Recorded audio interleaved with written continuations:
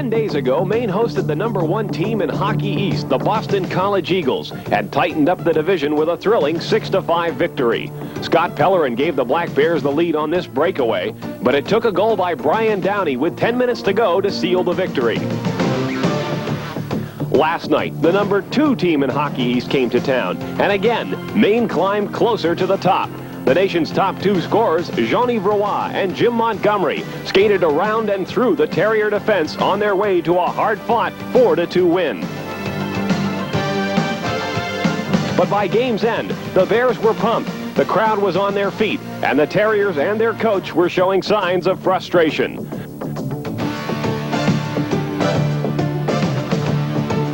So circle the wagons and get ready for round 2. It's Maine versus Boston University next.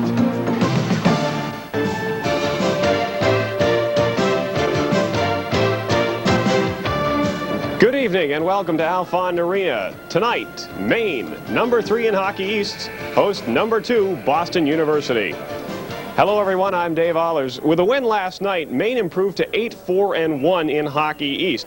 BU with the loss drops to 9-3-2 in the league. Now just 3 points separates the two teams, and a Maine win would certainly make things tighter atop Hockey East. These games also have implications on the NCAA poll. Right now, BC appears to have a firm grip on the #1 spot in the East, but a Maine win here tonight would certainly clarify perhaps who the #2 team is in the East. Dale Duff and Scott Smith return once again to call all the action, and they're standing by with a look at tonight's game. Well, thanks, Dave, and hello, everyone. It's Super Bowl weekend, and why not a little college hockey for a little appetizer? This should be a good one. We'll get things started off for tomorrow, and we had a great game last night, and we're hoping for some more tonight. We're going to take a look at a couple of the key players to watch. First of all, for the BU Terriers, #15, Sean McEachern. Well, he's all everything for this BU team. A possible candidate for U.S. Olympic team in '92, and he's a real leader on the team and has been since a freshman. He had a goal last night, and for the Maine Black Bears, their top gun, Jim Montgomery. Well, he scores whenever he, it seems almost at will, and got a couple big goals last night, and him and Jean-Yves Roy are very difficult to stop. The Roy, Montgomery, and Downey line are back intact this weekend, and when we come back, we'll have the introduction of the starting lineups.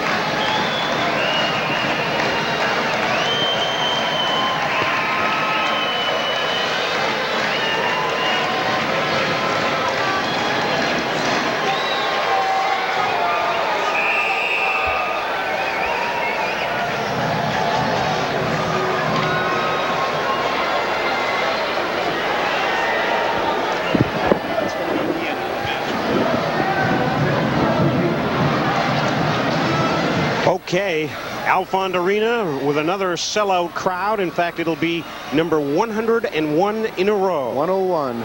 And the BU Terriers, as we mentioned at the top of the show, not just battling here in Hockey East, but the #1 or #2 seed in the East when it gets to the NCAA tournament time, then that means home ice advantage. And that's what is really what these teams are trying to achieve. And this is one of these 4-point games, because if you win, it's 2 points you get and 2 points the other team doesn't get. Let's go to ice level now to PA announcer Joe Kennedy. Boston University Terriers and your University of Maine Black Bears.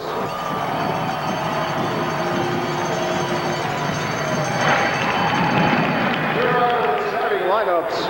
At defense for Boston University, a sophomore from Espoo, Finland, #2, Peter Ahola. At defense for Maine, a junior from Pawtucket, Pawtucket, Rhode Island, number 7, Keith Carney. At defense for Boston University, a freshman from Bristol, Connecticut, number 11, Scott LaChance. At defense for Maine, a senior from Bozeman, Montana, number 23, Brian Straub. At left wing for Boston University, a freshman from Medford, Massachusetts, number 24, Keith Kachuk.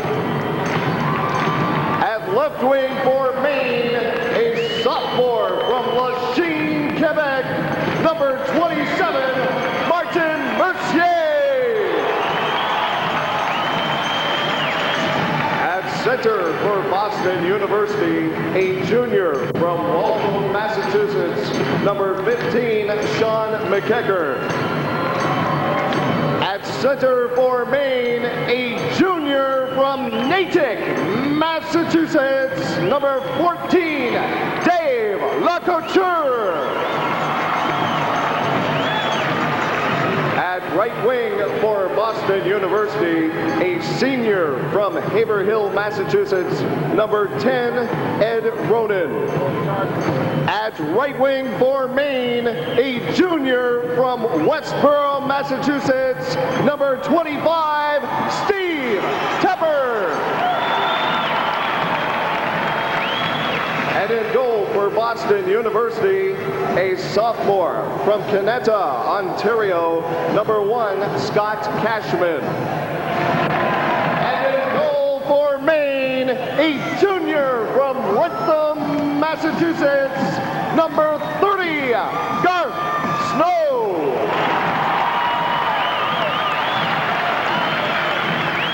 The Terriers are coached by Jack Parker. The Black Bears are coached by Sean Walsh. Referee for tonight's game is Dan Raposa. Linesmen are Bill Jones and Chuck Winters.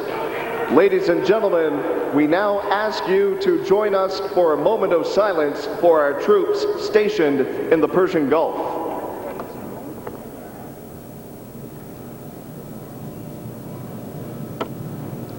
Please remain standing and join Valerie Lapointe as we honor America by singing our national anthem.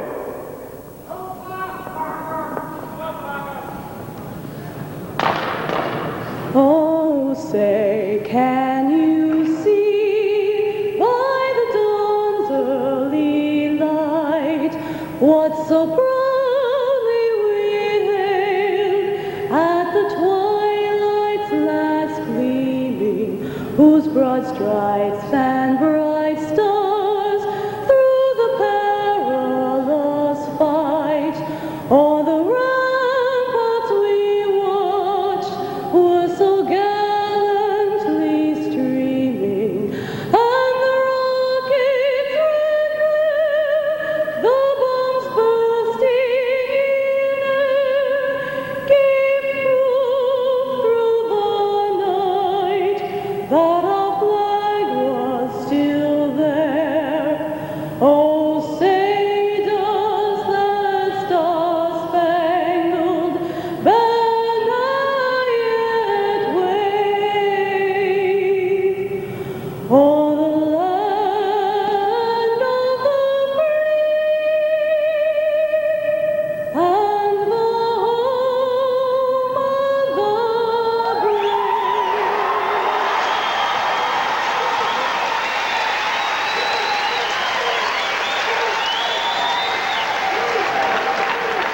Valerie Lapointe is a senior music education major at Maine. She's from Rumford, and she's our national anthem. And tonight's officials, referee Dan Raposa.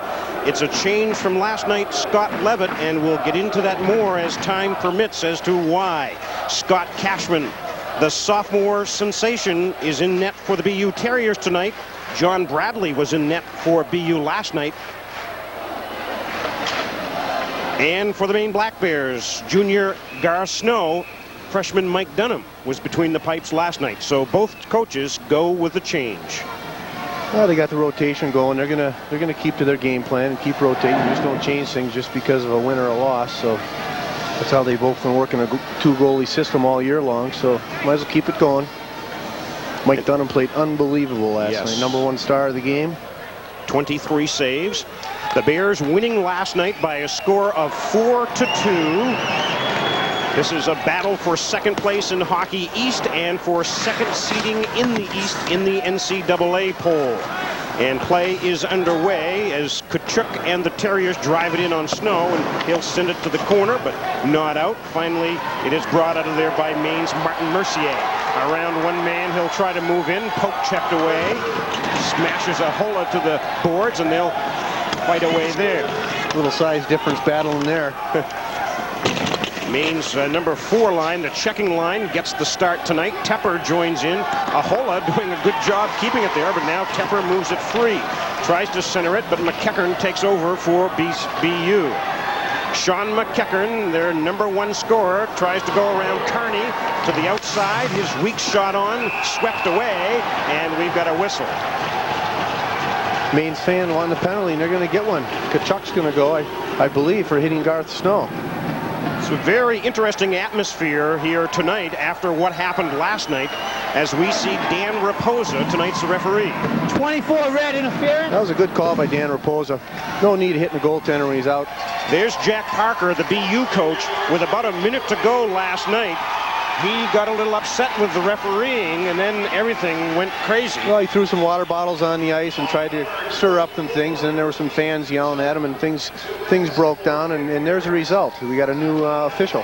We've got a new referee tonight. The assistant coach, Bill Berglund, for BU, has been assigned to the press box. He has to stay up there tonight because he was trying to climb the glass last night. We'll show you that in between periods. And also, each school has an administrator on the bench. Ian McCaw, an associate AD for Maine, is on the Maine bench, and Larry Fudge, an assistant AD for BU, is on their bench.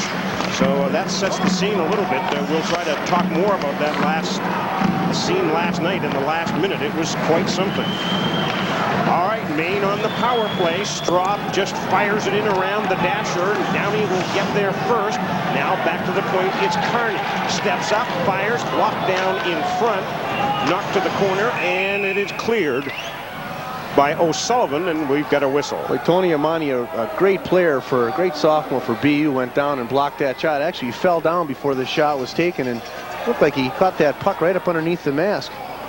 Feeling it a little bit. Here we'll get a replay of it. Keith Kearney making that decision, deciding whether to shoot, and he says, hey, there's some action here, I'm gonna let it go. And that's a bad situation to be down when you see a defenseman shooting the puck. There's nowhere you can go, and Tony Amati's feeling that one. Well, this is just what the doctor ordered for Maine. 3 of 8 last night on the power play. Maine's power play has been outstanding as of late.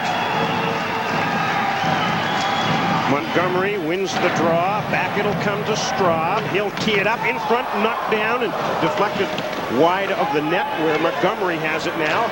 Back to the point one more time. Straub back in deep. Roy can't handle it. Montgomery has it now. Jim Montgomery, the nation's leading scorer, tries to keep it in. BU does a good job to get it to the neutral zone. Maine trying to get some rubber to the net. The goaltender's supposed to make that initial shot stop, and what Maine's hoping for is some good rebound opportunities.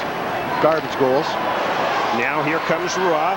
Drops it for Kearney. Holds, waits, moves in front, score! Great pass to Downey.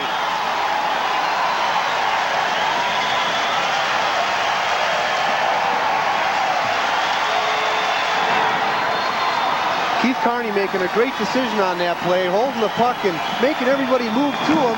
Brian Downey over on the backside just stands on the crease and just waits for a nice pass. Here we'll take a look at it. Keith, no one comes out to him and says, hey, I'm going to walk right in and see what happens. And you'll see Keith coming in the left side, or excuse me, Brian, and hey, that's an empty net goal, 4-by-6. You see Jean-Yves Roy shows why he's so important. He just gets right in front of the net. Tell you what, that was a heck of a goal. Keith Kearney making a great decision. And so for Brian Downey, it is his 20th goal of the year. Give the assist to Keith Carney. He is on fire lately. Carney has 10 assists in the last 4 games. No defenseman in the country has more assists than Keith Carney, and the Bears have jumped out to a 1-0 lead. Again, it's a power play goal. So they now have 4 on the weekend. Now, Tony Link dumps it in. Robitaille chases after it. Cashman sends it to the glass. Pellerin bumps against with Ahola. Also in there is McEachern. Now Patrice Tardif makes the play. Now Robitaille. Listen to that stick action in the corner, huh? And the bumping. Pellerin. Boy, look at that stick by number 2, Peter Ahola. Now both sticks are up, and we're going to have a penalty here, I think. Well, they're both going to take it. Scotty's saying, why me? You can really sense the crowd is on edge as a result of what happened last night. Minus each for holding. Well, Raposa, he's going to have control of this game tonight. He doesn't want anything to happen like happened last night. One thing I should point out as we take a look at Ahola in the box, Sean Walsh wants to make clear that Jack Parker claimed after the game last night that a fan threw some debris that hit him on the bridge of the nose. Well, apparently there's some videotape showing that it was Kachuk, one of the BU players, whose stick actually accidentally hit the nose of Parker. And Walsh wants to make sure that that's known so that the fans don't get a bad rap. But now Imes tees it up, locked down in front. I don't think Cashman saw that even for a split second. He was lucky to... Someone else batted it down in front. Now back is Tom Dion. He'll send it around in front. Now outbreak. Sean McEachern. He'll drive it in. A bouncing puck on Gar Snow. Had to be quick to handle that old bouncing puck. Now Dan Murphy just clears to center ice where O'Sullivan has it.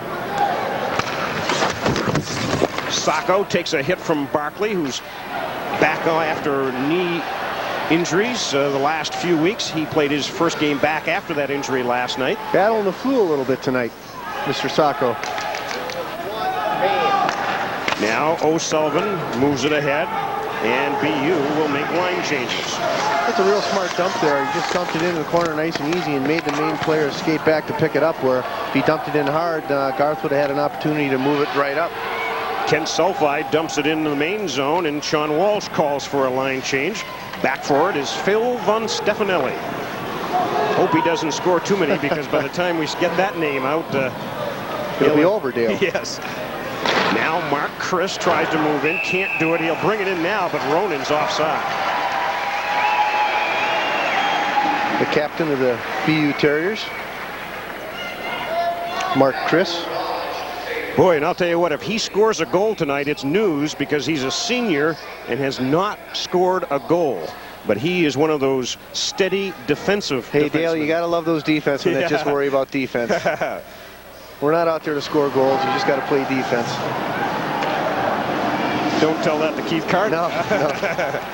Speaking of Carney, a move it ahead to Roy. He's moving in now. He's poke checked by Von Stefanelli. That was a good job by him to prevent Ruoff moving in any further.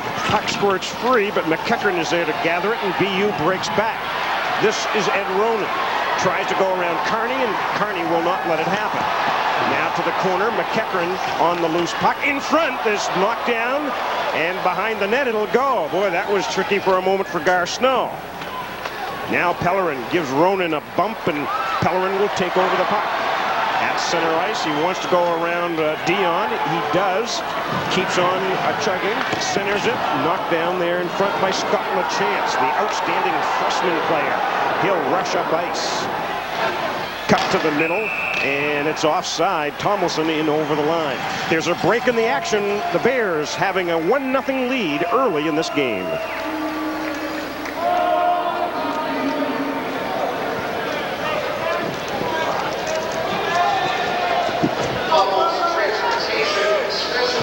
What are we coming back on here?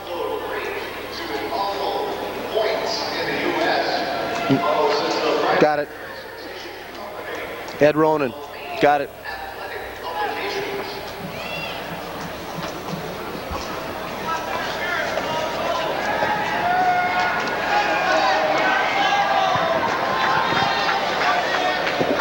Ed Ronan shows why you should never give up. He got knocked down just prior to this pass, and we'll see a great pass out here, and he gets a great scoring opportunity. Got by Garth, and boy, deflected off the inside of his pad and went through the crease and cleared the net.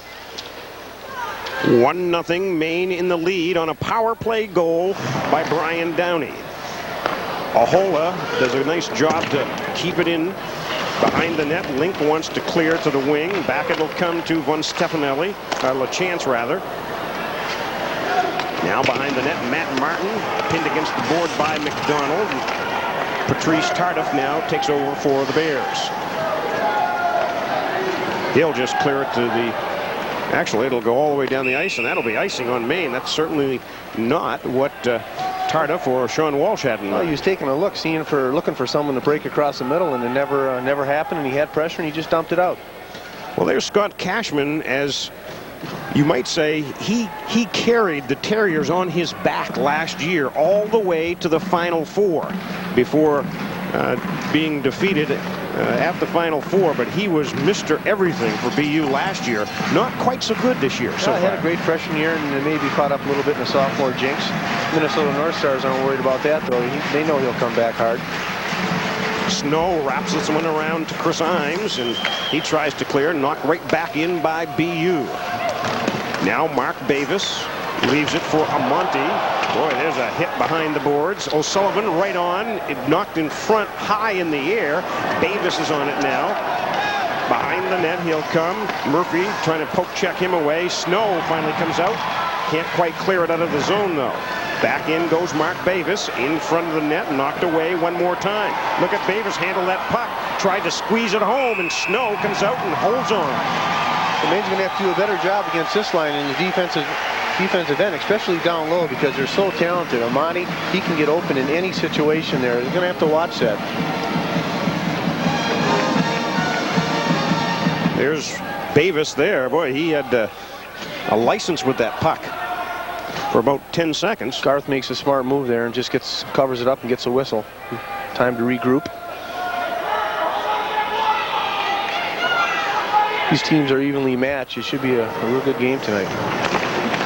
McEachern on the draw with Barkley. It's won by Maine. Straub ahead now. Intercepted McEachern. Now Keith Kachuk against Kearney, and Maine will break back. Widmeyer at center ice drives it in. Cashman steers it to the corner. Off the boards, though. Straub moves up to keep it in. Widmeyer working to keep it in along with Sulfi. Kachuk is there. Squirts right on Cashman. He'll leave it, and we're going to have more penalties. I think 24, Kachuk's going to go off. He gave Steve Whitmire some good lumber there. Steve just working hard, keeping his hands down. The freshman out of Medford, Mass. Real impressed with him last night. He's a big, strong player. 6'2", 200 pounds. He sticks his nose in it. Going to have to play a little smarter than that, though. Hey, what did I do? That's what he's asking himself. And so far tonight, Mr. Parker is very calm. I think he'll be on his best behavior tonight. By the way, we hope to have Hockey East Commissioner Stu Haskell in between periods, in between either the first and second or the second and third, to help try to explain the reasoning for all the rulings as a result of what happened last night. Now Straub to Rua. Now it is Downey. Straub wanted to pass it over. In front it goes. And what have we got here? Another whistle. Maybe somebody in the crease. Yeah, Jimmy Montgomery might have caught a blade in the crease area. Proposal's not going to let anything happen tonight. He just blew it down. Sean, very composed last night. Very happy to get the win. Didn't get himself involved in any of the antics that went on over on the other side. Tried to control the Maine fans a little bit.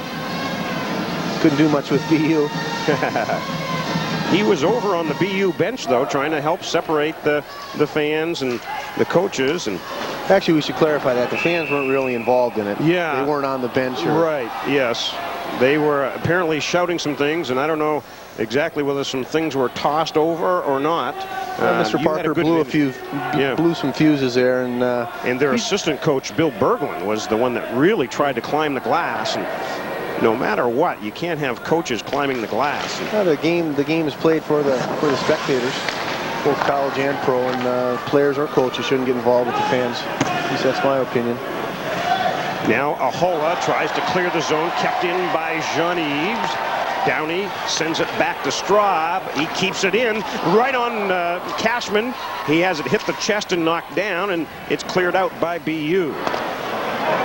Maine's first good chance on this power play. Remember, Downey's got one power play goal already tonight. It's 1-0 Bears. Kept in now Montgomery, back to the point, Roy. Now Montgomery, Straub tees it up, in front, tipped.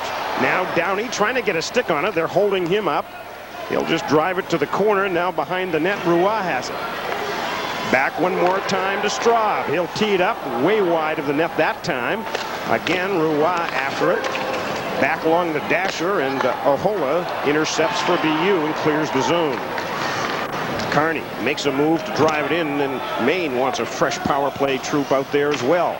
36 seconds now left on the penalty to Keith Tkachuk. Now it's Scott Pellerin. The New Brunswick native moves in with Patrice Tardif. Tony Link gets it to Matt Martin. He'll tee it up, and it's gloved by Cashman, and he'll hold on. Matt Martin, the freshman, has got a heavy shot, and that wasn't the heaviest he can fire, but it was right on target. His play has been real impressive this year. Coming in as a freshman, big shoes to fill, and just had a great shot right on net. Cashman, little acting there. Kind of looks nice for the fans. Those goaltenders put themselves in some unbelievable positions out there.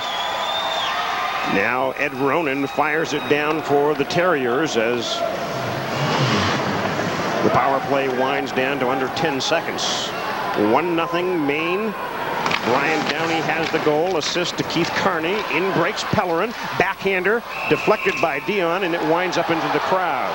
And now it is Pellerin down to the ice as Dion gave him a little shove.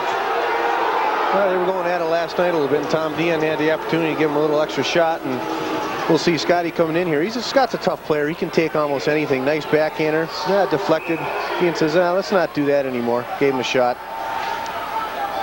Scotty maybe doing a little acting there off the glass.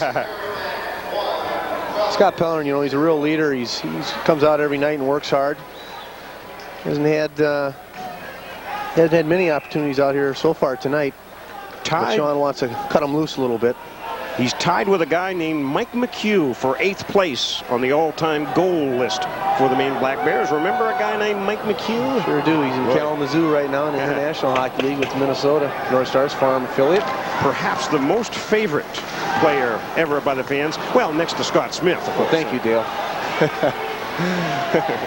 Now Tepper. He's hit by McEachern, and puck goes to center ice. The penalty is over to Tkachuk. So it's back 5-on-5, and it's an offside call. Hope to say hello to Shediac. I got to get that in early. My favorite town in New Brunswick. The Pellerins, I'm sure, have us tuned in this evening, much like the rest of the if they're not here, a lot of times provinces. They're over. Yeah, sure. 46-year-old Jack Parker, the winningest coach ever, and Dan Raposa, tonight's referee, in part because of what happened, or I guess as a result of what happened late in the game last night. A lot of people around this building, and even some Maine officials, don't think that it was a good idea to change referees, and a lot of people think that maybe the BU people should have gotten a suspension or something, and perhaps we'll have the opportunity to ask the commissioner such question. I think still could be forthcoming. Now Barkley tries to break out, and Sacco intercepts that one. Now it is Chris McCann trying to bust in 2 Maine players, take him out of the play, and finally it squirts free, and it's knocked away by Gar Snow, as I think it was Sacco, who was down on his knees, had a little backhander off that Snow had to stop. It's 1-0, the Bears in the lead, and we'll take a 30-second timeout.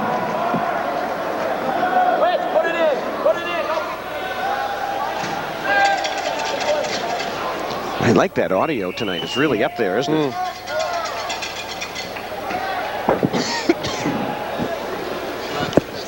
Was it 16? Was it Sacco?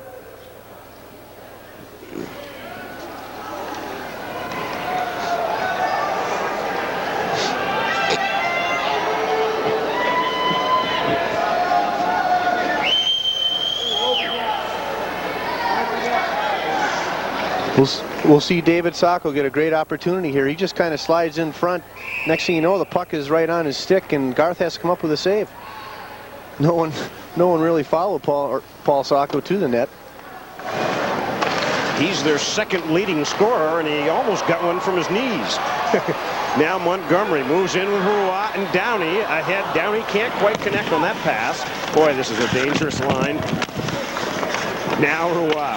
That's an understatement. A dangerous line. In front, it pops. Cashman will just hold right on. That thing just squirted out of a couple of skates there, and Cashman just covered up. Here's Steve Tepper. Played a great game last night. He's coming on every night. He comes out and he does just one little move or makes one little extra play that just really shows he's coming along and a real leader on this team. Jean-Yves Roy, with success, you have to pay the price a little bit, and he really pays it every night. Guys give him a little extra chop or a punch to the head and get away with it. Yeah, you know, and the amazing thing is I checked today on his penalties. You know, he's only got 16 minutes in penalties for all the hitting and all the stuff that he takes to actually get only 8 penalties. That shows a lot of character. It's a heck of a lot more fun scoring penalties or scoring goals rather than sitting in the penalty box. Now we've got another whistle, and what do we got? Icing call, I guess it is, on the BU Terriers. Bozeman, Montana product. Brian Straub. A plus-minus of 24. How about that, huh? You're on the ice for one of our goals, and it's a plus. And if you're on the ice when the opposing team scores, you get a minus. He also is a Dean's List student in computer science for the first semester, so congratulations to him. Carney drives it in around the dasher. Roy. Montgomery couldn't connect on the pass, and it's ridden out of there by Darren McDonald. Now ahead, it's Koskamathi. They'll drive it in on Snow. Rebound loose in front, cleared by Maine. They try to break back. They've got a 3-on-2 for the moment. Roy poke checked away by Ahola. Good job there. Back comes Koskamathi. He'll try to move in against Carney. In front, stopped by Snow. Stopped again. Behind the net it goes. In front, stopped again by Snow. 3 grade A chances, and we're going to have a penalty on Maine. Keith Carney's going to go off for interference.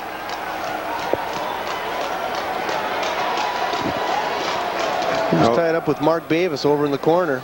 Looked like they were both kind of tied up. They couldn't get away. There we go, the interference. You see Garth Snow showing some great concentration. Hey, he's got to get up there. He's trying to get his stick.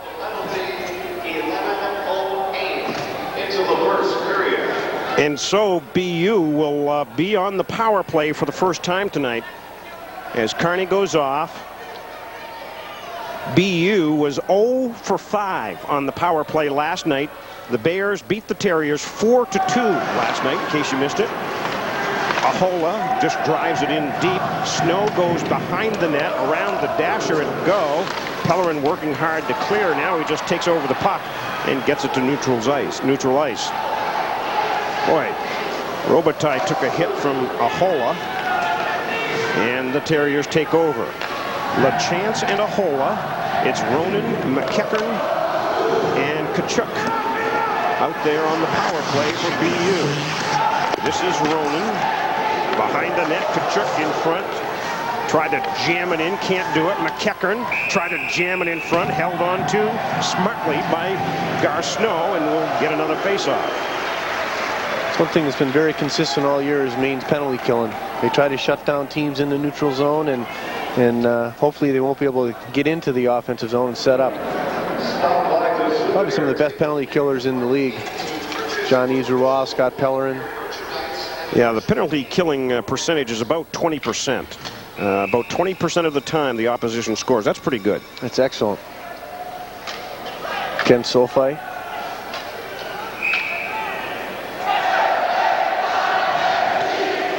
Now Tomlinson is out there with the Koskamathi and Amonte. The draw is just that, a draw. Finally, Maine clears it out of there.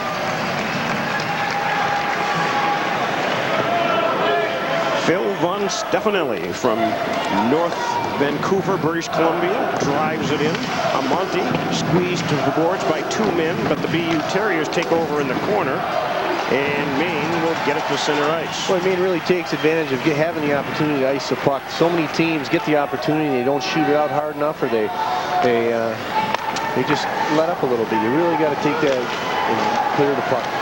Dave Sacco tries to drive through a crowd and can't do it. The Terriers will have to regroup one more time.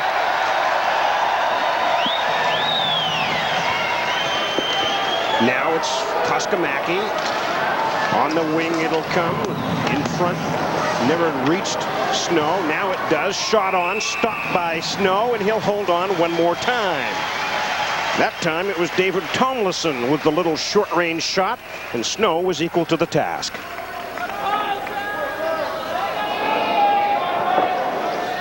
You'll see Murph slides out behind it on the other side, and Tomlinson has an opportunity to come right out in front. Garth holding the pipe nice and tight. Doesn't really give him much to shoot at.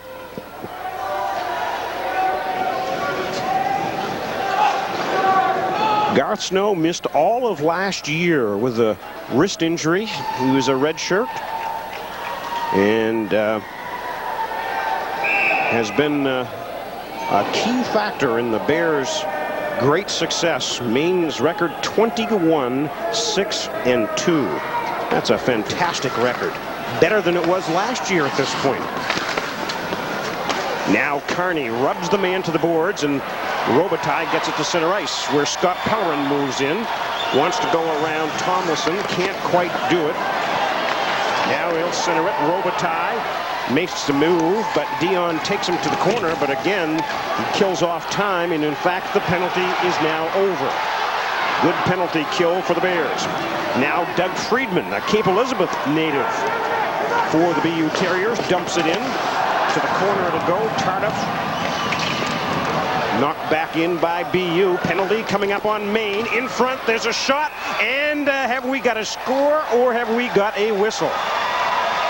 Okay. Here's Martin Mercy, or John. The penalty first. Let's see what he's going to call here. Martin Robitaille is going to go off for a high stick. Him and Dion were roughing it up down in the other end, and Martin tried to do a little payback. We'll see it right up here along the boards on the right side of your screen. The stick gets up a little high. Martin knew he had a good opportunity to hit him and just got the stick up.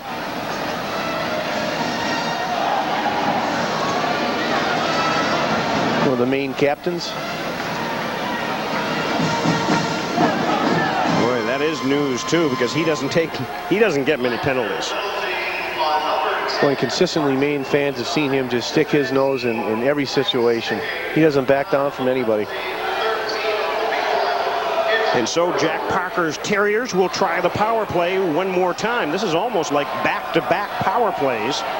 6:29 left in this first period. The Bears have a power play goal of their own by Brian Downey, and they lead this game 1-0. Montgomery's kicked out of the circle, and so Roy will take it. LaChance, though, can't keep it in. In fact, Roy will break out. 2-on-1 Maine. He'll tee it up, and it's stopped by Cashman. He had Montgomery breaking to the center, looking for the rebound, but there was none to be had, at least not in that spot, as the Bears tried for a shorthander.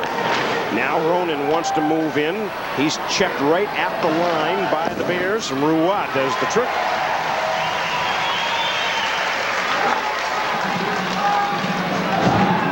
Chance moves in. The rushing defenseman Murphy takes him to the corner. Centering back it'll come. Ronan fakes the shot. Now back. Ahola's shot is blocked down by Sulfi, I believe. Behind the net it'll come. McEachran battling with Straub and Murphy. Puck flips up in the air, and now on it is Kachuk. LaChance moves it around the dasher. Straub can't clear. Now Sulfi has it, and he'll be able to. In fact, he'll bring it right out to center ice. Maine wants a line change on the penalty kill. Look at Sulfi go. Now Imes tips it ahead to Barkley, who will tip it into BU zone.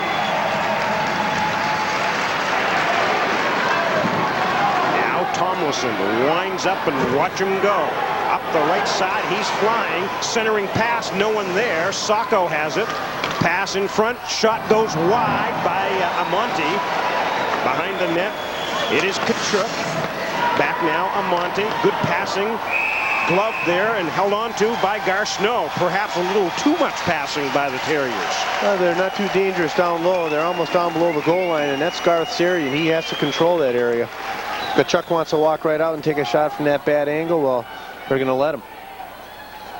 What they have to watch for in that situation is someone coming in the back door or coming up from behind the play. There's David Tomlinson, a senior. Played in the Goodwill games this past summer, as did Roy and Pellerin for the Black Bears. Toronto Maple Leafs will be keeping their eye on him this year. As they will with Martin Robitaille, too, right? Tomlinson and Barkley on the draw. Von Stefanelli now in front. Sacco. Quick wrister caught by Snow, and he'll hold on. A high wrister, and Snow had it all the way.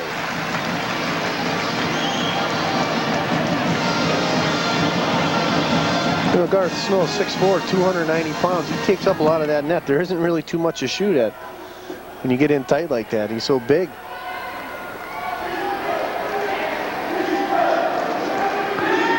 Maine trying to kill off its second straight penalty. First it was Carney. Robitaille sits in the box now. 13 seconds left on his penalty. Maine just needs to clear the zone. They'll have this penalty killed. But Sacco moves in, holds, moves, keeps going. Snow stops it. And can he hang on? Not yet. Finally he does and gets a whistle. Garceau has been brilliant so far. With that size, one liability that most taller goaltenders have is their ability to move their feet. And you see Sacco just holds and holds and waits for Garth to start moving. Then he's going to let a shot go. Garth comes up big. And it's got to be more intense around in front of their net. They can't let the Terriers keep hacking away. So we see Scott Pellerin then comes in and says, hey, take a break, will you?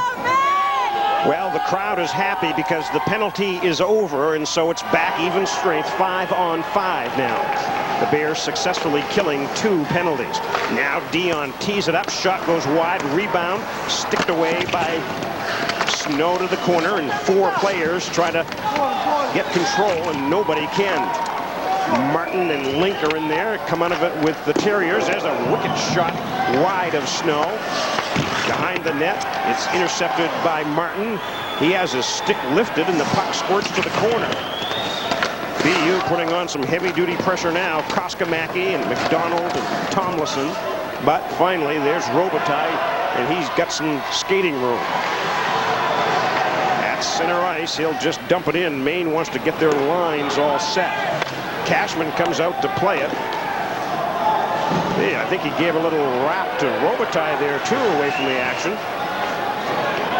Now Dion ahead at center ice, tried to send in Kachuk, but that's an icing call. The Bears leading the Terriers 1-0. Back to Alphond in just a moment.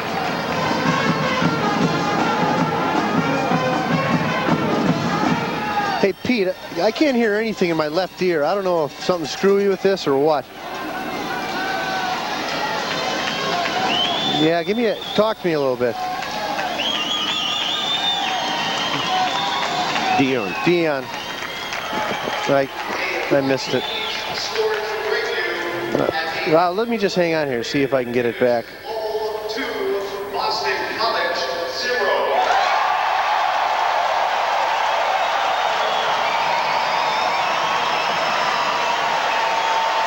The boys still want Mr. Dion. You'll see Steve Chepper come in here and give him a real hard hit. Well, that just shakes every bone in your body when you get hit that hard, even though he didn't go down. And the crowd was cheering just as we came back from the break, because I think they said Lowell was leading BC 2-0. And everybody in this building, or most people in this building, want the BC Eagles to get a loss tonight. It's always nice to see BC get beat. Fact is, BU wants to see BC get a loss tonight. Now Lacouture, he's got Tepper and Mercier. In against Von Stefanelli they go, 2 big men. Stefanelli bangs him to the boards. Lacouture now in deep. Mercier on Stefanelli's got him again. Lacouture moves in. McEachran goes down and Ronan takes over. Now Mark Chris, Captain Chris, drives it in. He'll go after it. Straub behind the net. Ronan centered it in front, knocked down and hung on to by Garth Snow as Tkachuk was there with another grade A opportunity. It seems so far tonight that the teams really haven't been opening up much. There's been a lot of play down low, as we see here. A great example. Just a down low play. Tkachuk gets a shot and just redirects it on Garth, and he covers up. It really hasn't been any end-to-end, you know, full strength attacks. And the only goal of the game from Brian Downey. It was a power play goal for Maine. We've got just about 2.5 minutes left in this opening period. Glad you could be with us here on this Saturday night, live from Alfond Arena. Now McCann, number 21, can't move in any deeper. In fact, the Bears will break back. Montgomery couldn't connect with Downey, intercepted by McCann, and he'll bring it back in. And the puck flips up into the main bench, I think is where it ended up.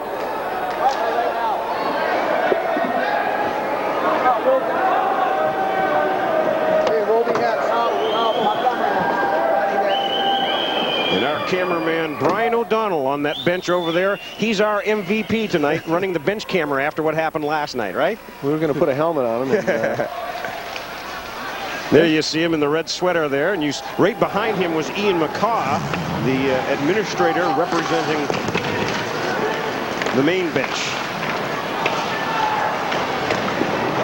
Now we're going to have another penalty on Maine. Ahola breaks in, tried to stuff it in that corner. Snow holds on, but another penalty coming up on Maine. Matt Martin's going to take a seat for hitting from behind. You know, they're battling up the boards here. We'll listen to Mr. Raposa, see what he has to say. 3 wide, hitting from behind. That's a questionable call. You know, the guy's battling up along the boards and more or less gave him a push. Tony Amani turns his back. Yeah, I don't know. You make the call. I think that was a minor. Well, as a result of last night, I don't think anything. I think everything that is close is going to get called. Parker, in his 18th year at Boston College, twice named the National Coach of the Year. He's fiery, just like Sean Walsh. Oh, he's a winner. He's definitely a classy man, and the antics he pulled last night, that really isn't Jack Parker.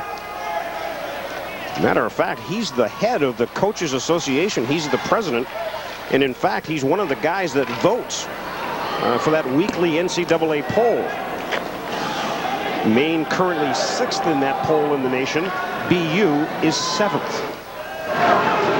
Now Peter Ahola tried to drop it to LaChance, and it's a breakout for Robitaille. In-hill break, shoots, and it's deflected off the glove of Cashman up over the net. He had that top right corner picked, but Cashman got that glove up, at least to deflect it. Now Pellerin deflected that one back in the main zone. Crowd gives him an applause. 1 minute and 10 seconds left in this opening period. LaChance drives it in on Snow. He'll just flip it to center ice. Maine trying to kill yet another penalty.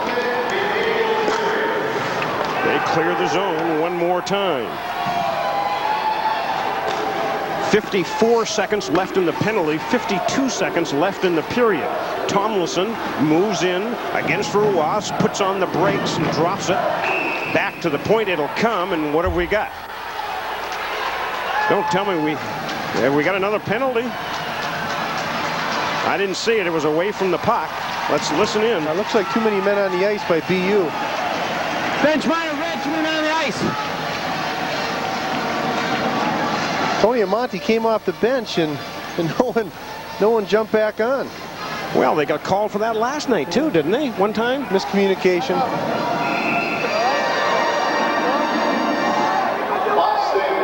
I think you could hear Jack Parker say timeout. I think he's. There's a little confusion there. They really don't. Jack Parker's trying to figure out what the heck's going on. He's not being very vocal this evening.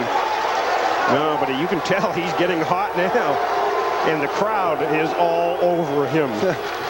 When he had his name announced tonight, he got a heavy-duty dose of booze. The friendly confines of the Alpha. And just wait till next year when they expand this place, which we will give you an up-close look at a little bit later. Dave Allers with a feature on the expansion plans here at Alphon. Dave Sacco going to serve the penalty.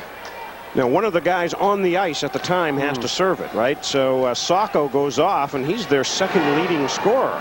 So it's not just anybody that goes off for 2 minutes. Just a half a minute left in this opening period, so these penalties will carry over into the second period. BU moves in, but it's offside. Amante had one of his teammates in ahead of the puck. So these penalties will carry over. Maine will begin the next period pretty much on the power play. Tony Amante, very talented. He has a great career ahead of him. From Hingham, Massachusetts.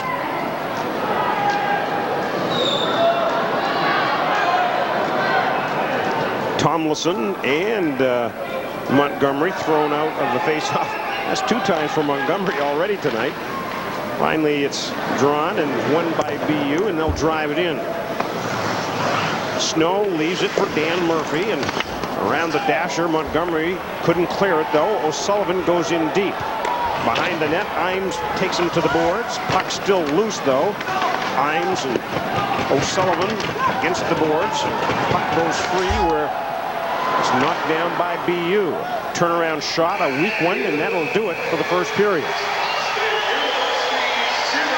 And so the Bears will skate off with a 1-0 lead. After the first 20 minutes of play, it's a power play goal from Brian Downey as the Bears work towards sweeping BU on this weekend at Alphon.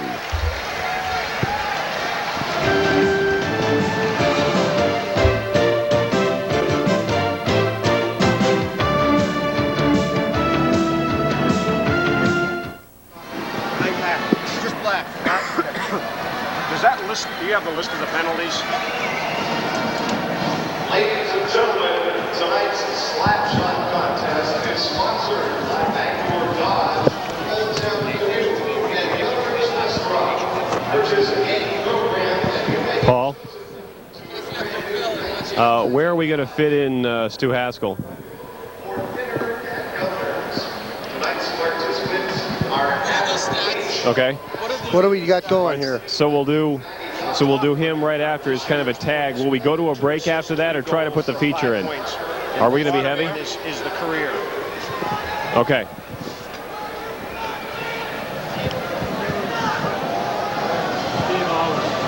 Hi, Dave. How are you?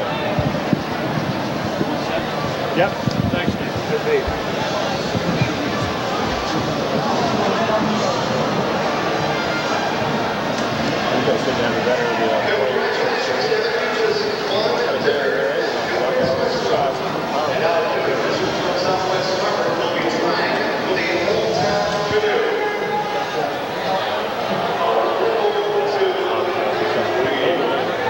Where are you coming?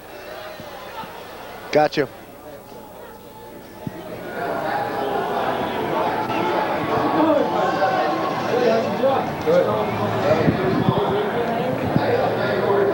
Back here between the first and second period, the Black Bears on Brian Downey's goal leading 1-0. Joining us in between periods here is sophomore center Dave Sacco of the Boston University Terriers.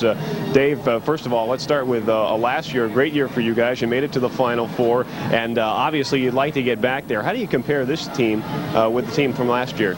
Well, you know, we're more experienced, obviously, this year. Last year it was... I think it made it a little bit easier just to get there because we weren't expected to win so many games, and we had a lot of big freshman class. But this year we got a lot of pressure on us. But you know, we got a lot of talent, as you guys can see out there. And Maine's got a great team, and you know, it's going to take a lot of hard work to get back there. But we'd like to get back there in style. Now, at the beginning of the year, you guys were ranked #1 in the country. Of course, time has passed now, but at the present time, did you guys feel any pressure at the start of the season?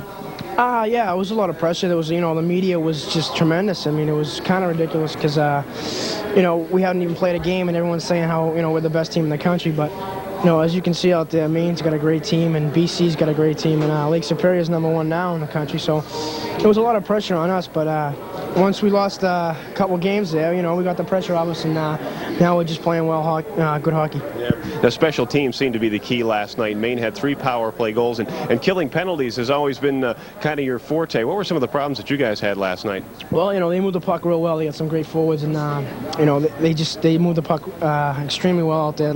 Last night. We had some trouble.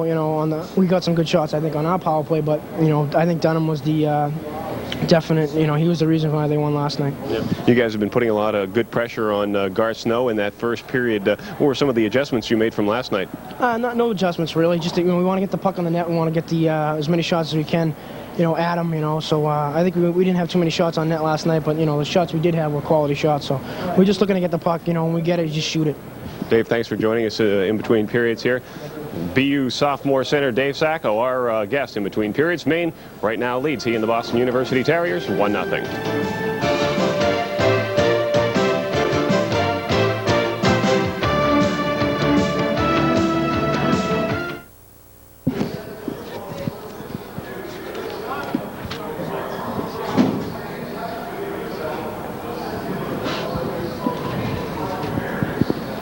What we're going to do, Stu, is I'm going to do some highlights from last night and tonight, and then what we'll do is right after the highlights from the game, we'll just kind of turn and ask you a couple of questions. Sure. Excuse me?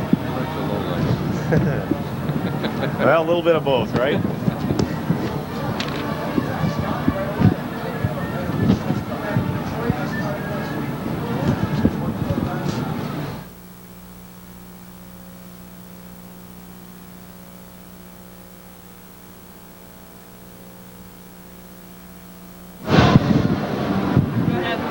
Paul, do we want to do the women's basketball after?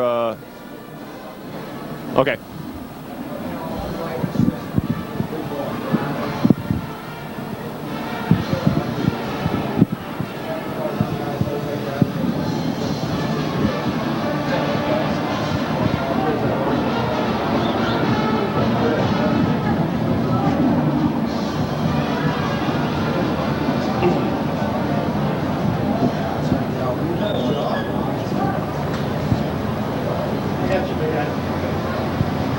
Back at the Alphond Arena, currently the Black Bears leading the Boston University Terriers 1-0. The Boston Bruins don't have much luck playing matinees at the Boston Garden, but they did today, beating Calgary 5-2. Now we go down to Causeway Street. The Bruins had a 5-on-3 power play early. Cam Neely connects.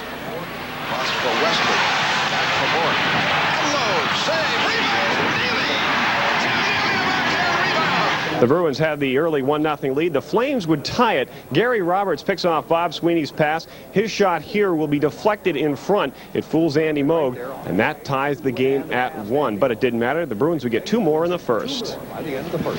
Gets a return pass. The shot is blocked by Natras. Cantal going to keep it in. Screen shot. Oh, it's got the goal! Kept in by Squeako. Cross for Wesley. Fires, scores! Playing Wesley from Country Squeako for a 3-1 Boston lead. Early in the second period, Boston gets a nice goal from former UNH star Jeff Lazaro. Lazaro over the line on the ship. Moving in for a shot. What a brilliant rush by Jeff Lazaro! And Andy Moog backs it up. This afternoon, Boston wins by the score of 5-2. Well, we open the pages now of our NHL notebook. This past week, Ray Bourque became the all-time leading defenseman scorer in Bruin history, passing none other than Bobby Orr. There's probably no better guy to break that record than Ray Bourque. The great one, Wayne Gretzky, hit a big plateau for hockey players this past week. He turned 30 years old. He also shows no signs of letting up. Before last night's game with Vancouver, Gretzky led the LA Kings and the league in scoring with 91 points. And Brett Hull reached another milestone as well. The Golden Brett notched his 50th goal of the year against Detroit last night, leading the league in that category. He now has 50 goals, and he's done it in only 49 games. Well, as the season winds down, every Hockey East point becomes important. So very important that last night's win put the Bears 2 steps closer to Boston College. Now, last night provided a variety of thrills to Maine's 100th consecutive sellout crowd. The roller coaster ride began early. The Terriers scored early, but Maine on the power play would tie it 3.5 minutes later. Boston University's Tony Amonte would answer, though. He's a heck of a player for the Terriers, and he makes a nice rush down the far side and beats Mike Dunham. That put BU up by the score of 2-1. But the Maine power play went back to work. Jim Montgomery will rifle this pass past BU goalie John Bradley, and it appeared special teams would be an important factor in determining the outcome of last night's game. I guess we got 3 of our 4 goals on the power play, and our penalty killing. I mean, that last 4 on 3, Robitaille just shut them down practically by himself, and then Dunham made a few key saves. I think that was a key to victory. Later in the first period, Brian Downey springs Joni Vrois down the left side. He hits Montgomery with a great pass, and he puts it top shelf for the 3-2 lead. But it was too early to put this game in the win column. The fans knew that, and freshman goalie Mike Dunham knew that as well. He knew the Terriers would apply a lot of pressure in the third, and he did. But Dunham rose to the occasion and shut the door on the Terriers down the stretch. Extra practice earlier in the week paid off last night. Stuffs and things like that, you know, little things that will make us better. And, you know, it's helped a lot. It's, you know, gotten our confidence up too, and it helped out. I think it helped out tonight. Maine weathered the storm and got some insurance in the third period when Brian Downey tapped home this Brian Straub slapper from the point. The Bears had the 4-2 lead and were one step closer to the win. It was all over but the shouting, and I do mean shouting, because late in the game, BU coach Jack Parker was doing the shouting about the officiating. He didn't think much of it. He was also doing the throwing, water bottles and clipboards on the ice. Assistant coach Bill Berglund and players even got into it with the fans a little later on. Afterwards, Sean Walsh sounded a sympathetic note for his BU counterpart.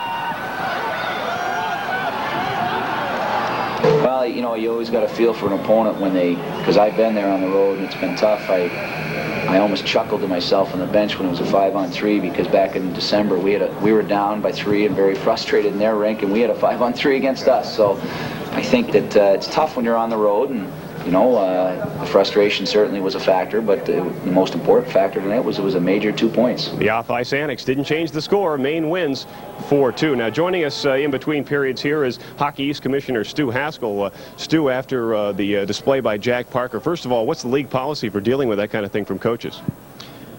Well, it depends upon the severity of the situation, Dave, and sometimes actions that are taken take place somewhat in a period of time somewhat longer than just the next day. We take a look at the situation very carefully and then make a decision. I guess it was a big surprise that Jack Parker was back behind the bench tonight after all the throwing, but I think it was even more of a surprise when a new referee was assigned to tonight's game. Why did that happen? Well, that was my decision alone. The referee last night, Scott Levitt, did a fine job. When a team plays in Maine 2 nights in a row, it's the only time during the season, hockey season, where we have the same referee 2 nights in a row. It really is not a good policy. I've long been opposed to it, and a man, you know, can be expected only to take so much, I guess. If the Pistons were playing the Celtics 2 nights in a row, you wouldn't have the same referee there. It's the only time that we do it when teams come to Orono, Maine. I personally think it's a bad idea, and I'm going to oppose it strongly from now on. It's just a tough call for a fellow to take. Okay, Hockey East Commissioner Stu Haskell, thanks for joining us in between periods. Second period action still to come. Maine right now leading Boston University 1-0.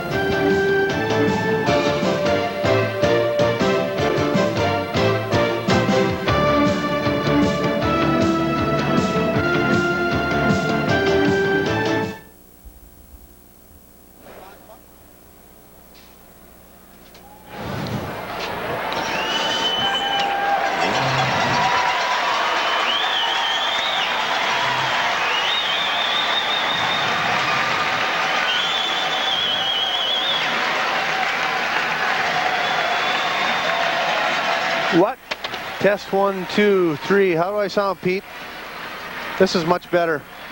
Yep. Is that fine, or?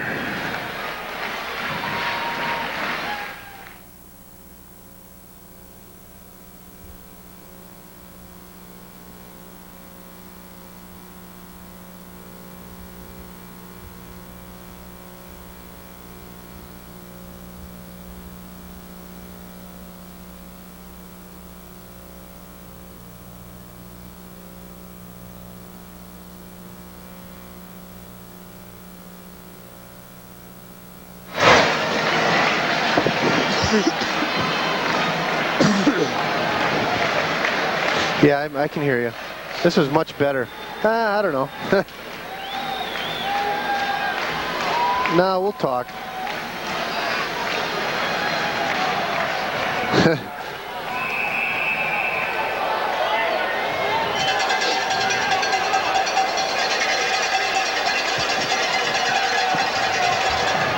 All right, back at Alfond Arena, a power play goal from Brian Downey has the Bears in the lead over the Terriers as Maine tries to sweep BU here at Alfond Arena. You know, I talked to Sean before the game tonight, and he said it was going to be a game of special teams. Maine was really going to concentrate on getting some good scoring opportunities on the power play because, you know, as everyone knows, Maine has a powerful power play, no pun intended. But we'll take a look here at the first goal. Speaking of the power play. Speaking of the power play, Keith Carney, you know, he's a real leader on the team, and he's definitely the leader on the power play. And you can see him make a great decision. Great pass over to Brian Downey, and that's a 4-by-6 empty net goal. It's Downey's 20th goal of the year. It is Carney's 35th assist of the year. Remember, the school record is 41, and Carney set that last year. It would be very surprising if we didn't see Keith in a USA jersey here in a year and a half or so. Well, one more thing about the referee situation from last night. I want to agree. I saw 2 periods last night. I want to agree with Commissioner Haskell that indeed Scott Levitt, I thought, did an outstanding job. I know Jack Parker was barking at him all night, but I think Levitt did a nice job. You agree? I definitely agree. It was one of the better ref games I've seen, officiated games I've seen in this building. And it's almost too bad that, you know, a young ref coming up and has tons of confidence. I don't know. I think that might be a little slap in the face to Scott Levitt. He did a hell of a job. All right, Maine is on the power play here as we begin the second period. Straub at the point over to Carney. He'll want to get it over to Montgomery now. Now they miscommunicate there and is taken over by BU. Ahola ahead to Amonte. He fans on the shot. That was a big break for the Bears because Amonte can pick a corner or two. Now Roy and Ahola. Ronan joins in, as does Montgomery, and finally they get a whistle as the puck winds up underneath Ahola, I believe. You know, just one more point on that referee, and I don't think you change the refereeing just because maybe an opposing coach has a problem or he makes some bad calls. I mean, the rules are the rules. Make the changes in the summer. Yeah, and I will agree with what he says philosophically, that the ref shouldn't do 2 games in a row anywhere, not in this house or any house. I think it's too much to ask. The other thing is, I'll just say one more thing. I don't know whether they should put the names on the back of the officials either. I don't know who first thought up that idea, but it's on the NHL officials as well. I don't know whether they want them there or the league. But anyway, back to the action. The Bears with a 1-0 lead, and now the power play has expired. It was a power play that had carried over from that first period, and so it's 5-on-5 now. Matt Martin goes to the corner against Kachuk. Puck squirts to the other corner. Ronan pins Pellerin against the board. Link joins in and, in fact, gets the puck. McEachran won't let him go, and so it comes back to Pellerin. And now Matt Martin. Martin ahead to Robitaille through center ice. He'll dump it in and go after it. His line mates will change. Actually, Pellerin stays out there. Link, good job to keep it in. He'll fire it around the dasher. On it is Von Stefanelli. Behind the net, Maine controlled for the moment, but Von Stefanelli has it again. He'd like to get a face-off if he could. Von Stefanelli fires it ahead around the dasher. Now it's Chris. Tries to hit Ronan. They just like to clear the zone. Finally, they do. Now McEachran flips it ahead. And BU makes wholesale changes. Maine trying to catch him on a fly, and we've got another penalty on BU. Too many men on the ice. Oh boy. I think we're going to Sean McEachran and Murphy were messing it up a little bit along the bench, and they both got caught. 15 red slash, 11 white rough. Okay. All right. I thought for a moment he pointed over at the bench, and I thought they were going to get caught because they were in the middle of a line change there. So many things happen right on the player benches. Sometimes players on the bench start talking and yelling and getting involved, and You just saw they carried a little too far there. By the way, we wanted to mention that BU outshot Maine 12-7 in that first period. So give a star to Maine goalie Garth Snow so far for stopping 12 of them. All right, it's 4-on-4. Dion wants to move through and does. Centering pass, can't connect with Sacco. Kept in, though, by the Terriers' Kevin O'Sullivan. Snow leaves it behind the net and then quickly gets right back in the crease. Dion centering pass. Sacco tipped it, but never really got off a great shot. Again, he's on the puck. He's dangerous. Their second leading scorer. All over him is Sophie, and he might try to break out here. Dion gets back 2-on-1 with Mercier. He'll shoot it. Stopped by Cashman. Rebound off to the side, and it's cleared by BU. Back breaks Amonte. Trying to move around Carney. Won't let him do it. Actually, that was Matt Martin that won't let him do it. Now Roy will drive it out with Montgomery and Carney. He's broken up on the play by LaChance, but kept in the zone. Now it's taken out of there by Ahola.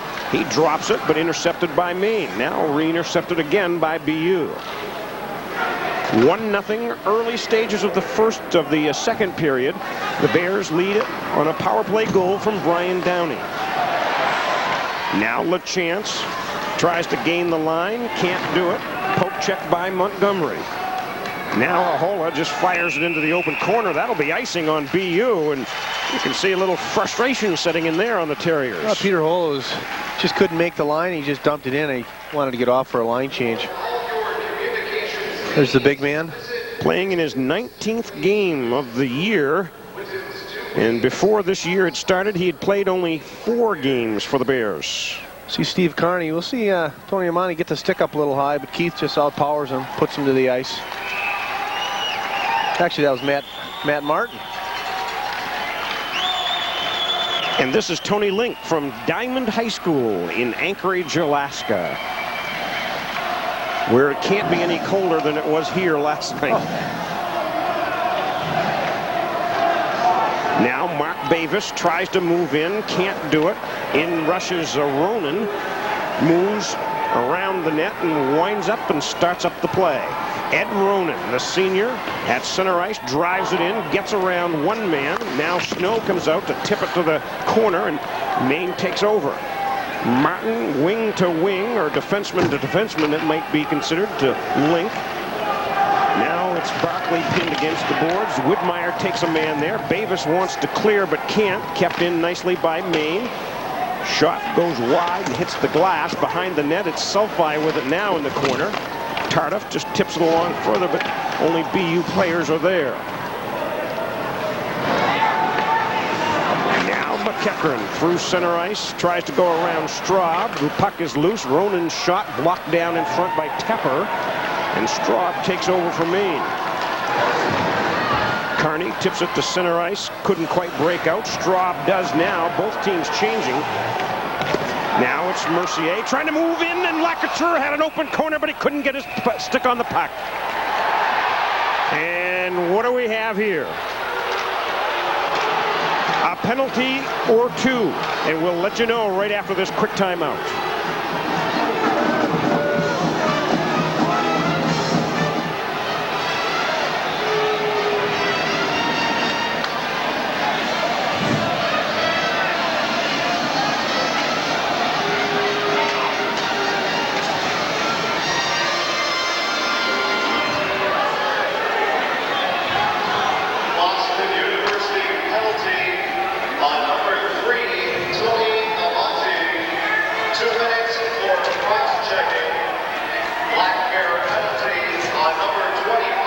Sean's upset with that call. Steve Tepper got a penalty for absolutely doing nothing. Tony Amonte came up behind him, gave him a cross check, and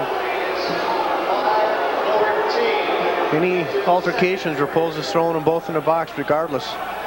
So Tepper will go out, and perhaps the instigator of it all, Tony Amonte, sits out for the Terriers, and it'll be another 4-on-4 situation. See David Lacouture here have a great opportunity, just can't find the puck. Martin Mercier slides it right to him, and he just can't get a stick on it, and boom, gives the net a little tap. The puck went around the boards, and then we had a little altercation. Jack Parker slowing the game down again. Yeah, he wants to make a line change, and the ref won't let him do it. The crowd's all over him. Now, the way the rule reads, the home team can make the last change, which is very advantageous here in the Alpha when teams want to shadow the Jean-Yves Roy line. We put a checking line out against, and Maine puts their checking line out.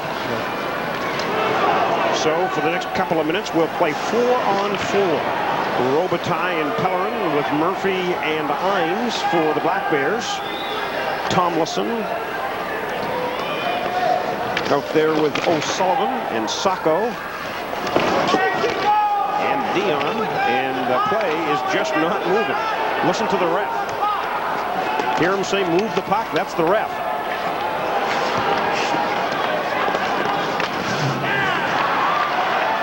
And they do, finally. After a couple of hits to the boards, David Sacco breaks out. He's got Tomlinson, crisscrosses, tries to get it back to him, and does, and he's stopped by Snow, and we've got a penalty coming up on Maine. But boy, I think Snow got it with that right pad, or else Sacco would have had himself a goal. Chris Imes is going to go off for a hook. He had to pull down David Sacco, or he would have had an empty netter. Four white hook. David Sacco and David Thompson doing some great give and goes and crisscrosses, and we'll see Imes here just give Sacco a pull down. He's got to pull him down.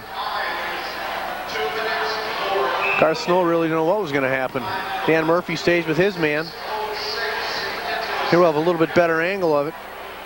Watch Dan Murphy come back into the screen here on the right side, and he picks up Tomlinson, who was sniffing on the doorstep. And so Imes goes to the box, and he'll join Steve Tepper there. And so it will be 4-on-3. Interesting note, both teams had 4 penalties in the first period. We'll see if he evens up the penalties here. Maine clears the zone. Sean Walsh sends out Mike Barkley, Brian Straub, and Keith Carney to try to kill this penalty. Jack Parker has Sean McEachern, David Sacco, Scott LaChance, and Peter Ahola. This is Scott LaChance. Around the net he'll go. McEachern. Now Sacco battling with Straub. Sacco with the puck. Holds. Tries to go in front. Swept away smartly by Carney. Now McEachern back to Sacco. Remember, it's 4-on-3. BU with the advantage. Ahola tees it up, but never shot it. One more time, he has it. Tees it up this time. Tried to pass it in front, deflected and held on to by Garth Snow. I think it hit the stick of Carney. So difficult when you're out there on a 4-on-3. You get mesmerized by the puck. Everybody has a certain job to do. Everybody's watching the puck. Peter Ahola has it on the point, and Sean McEachern standing right off to the side of the net. You'll see him right here, 15. Ahola's actually trying to pass it to him, and Keith Carney deflected it right at Garth, and he covered it up smartly. McEachern gives him a little shot.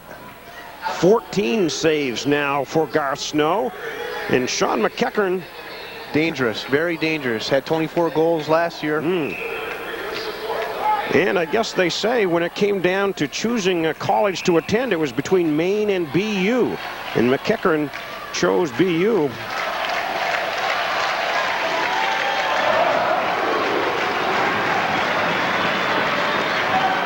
Still 4-on-3 for another minute or so. Actually, in 13 seconds, it'll become a 5-on-4 situation as the matching penalties will be over. McEachern with it now. Back to LaChance. See the main players with their sticks on the ice trying to... Ahola one-times it wide of Garth Snow. Now it's a 5-on-4 situation. Tepper's out of there, and he just clears it down the ice. So important to have your stick on the ice when you're killing penalties to try blocking passing lanes. Now just 35 seconds left on this power play. That is now a 5-on-4 situation. Maine jams him up in the neutral zone. Pellerin gets that over the blue line. That's the key point at this stage. Now brought back in by McEachern. He's played for about 2 minutes straight. Martin tips it ahead, and Pellerin tips it out. Now he's going to break with Robitaille. Oh, it jumps over his stick. Oh, the Bears almost had a break. Back comes Sacco. In front, it's sticked away by Gar Snow, I believe. Oh, that was a quick developing play. And Gar Snow, I think, got a stick on it, and the puck wound up in the crowd. And Martin Robitaille did a great job covering Scott LaChance there. Still got the shot off. We'll see on the replay who deflected it. So David Sacco, he's involved in every play. Definitely a key player for BU. Actually, he just takes a shot, and we'll see Martin and LaChance come into the play. Yeah, LaChance did get the stick on the ice, and he got the deflection in there. Boy, the freshman out of Bristol, Connecticut. He's going to be a heck of a player here in Hockey East. Yeah, LaChance was... Here's a shot on Snow from almost center ice, knocked away. The penalty is over, and so now it's back even strength. 5-on-5. In breaks Tomlinson. Shoots. Stopped by Snow with the stick, and he takes a hit and is down. Oh, my. Let's see what happens here. A BU player went right after Snow. David Tomlinson is going to be sitting down. He's lucky he didn't pick up a spearing here and attempt to injure. We'll take a look at it on the replay. He just follows right through with his stick and gives Garth a little shot right in the breadbasket. There's no padding there, Dale. You'll see here, just follow his stick. It comes right up, and he could have been gone for spearing there. Just gave him a little stick. Oh.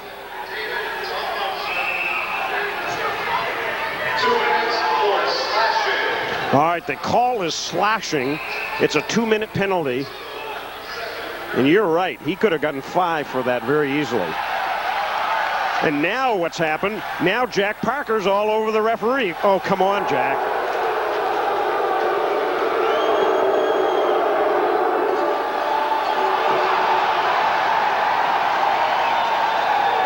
He'd better be careful because the commissioner's in the building again tonight, and I don't think the commissioner's going to have a lot of patience. The commissioner was here last night as well. Oh, look at the Jack Parker.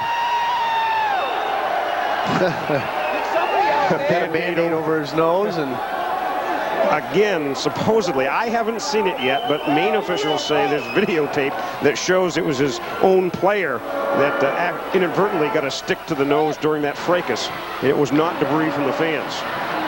I haven't seen the videotape yet, but Maine officials say they have, and it shows that clearly. So I don't think Jack Parker will run for mayor in the city of Orono. Not this weekend, at least. He has no gripe on that last call, however. Now SoFi wants to move in. Davis takes him to the boards. Maine on the power play. They have a goal from Brian Downey in the first period early in the game. Now it's Steve Tepper out there with Barkley. Now he brings it over the line, but I think Tepper, actually, I think he might have put himself offside. You know, Jack Parker, his players play so hard for him, and he's so good to his players, much like Sean Walsh. I mean, you know, the fans see him as the imposing coach, but he really is a classy coach in Hockey East. Mr. Barkley back from a strained knee or calf. He had a few problems down there. One of the main captains. Good to have him back in the lineup. He adds a lot to this team. Grant Stanbrook told me before the game that he was very happy to have him back in for this series. Power play continues for the Bears, but the Terriers send it down the ice where Snow will go after it and will leave it for Keith Carney. 10 minutes and 40 seconds left in this second period. 58 seconds left on the Maine power play. Roy gains the line. In front, tipped down. Downey held on to by Cashman. Actually, it's right in between the pads, and he'll hold it right there.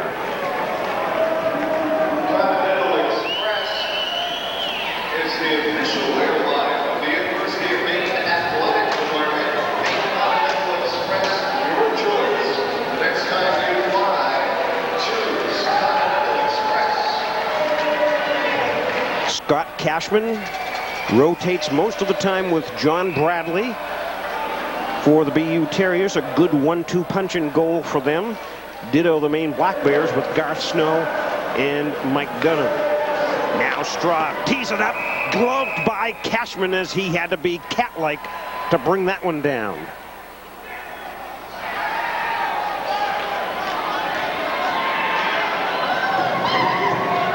Cashman may only be a sophomore, but he's 21 years old. Spent a couple of 3 years playing junior hockey. Goaltenders like those long shots. You know, like confidence builder, give them a little feel for the rubber early in the period. They don't mind those long ones. Power play still in effect for Maine. Kearney tees it up. It goes wide of the net. Another penalty coming up on BU. Straub in front. It goes and a score as it deflects in.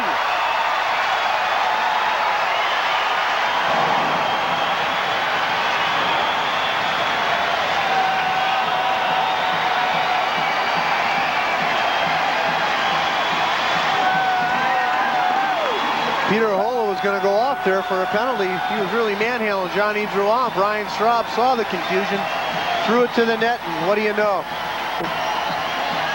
I mean, the goaltender doesn't have much of a chance there.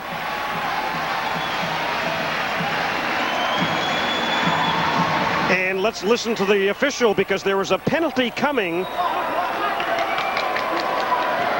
Here it is one more time. I got, get in there, get in there, get in there. I got no goal, puck was kicked in. I got number 2 red, high stick.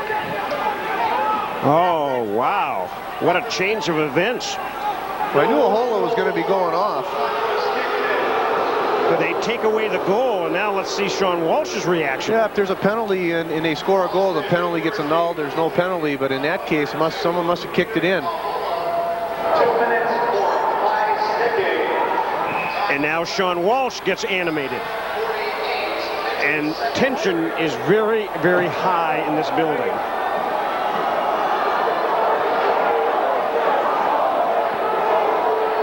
A lot of pressure on that man right there. We'll Here it is again. We'll see if we can see the kick.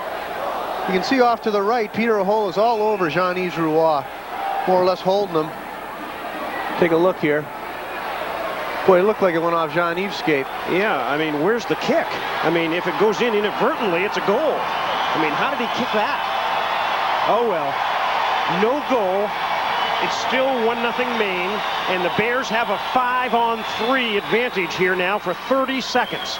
They'll go 5-on-3, and then we'll have a 5-on-4 advantage. Kearney out there with Robitaille, Roy, Montgomery, and Pellerin.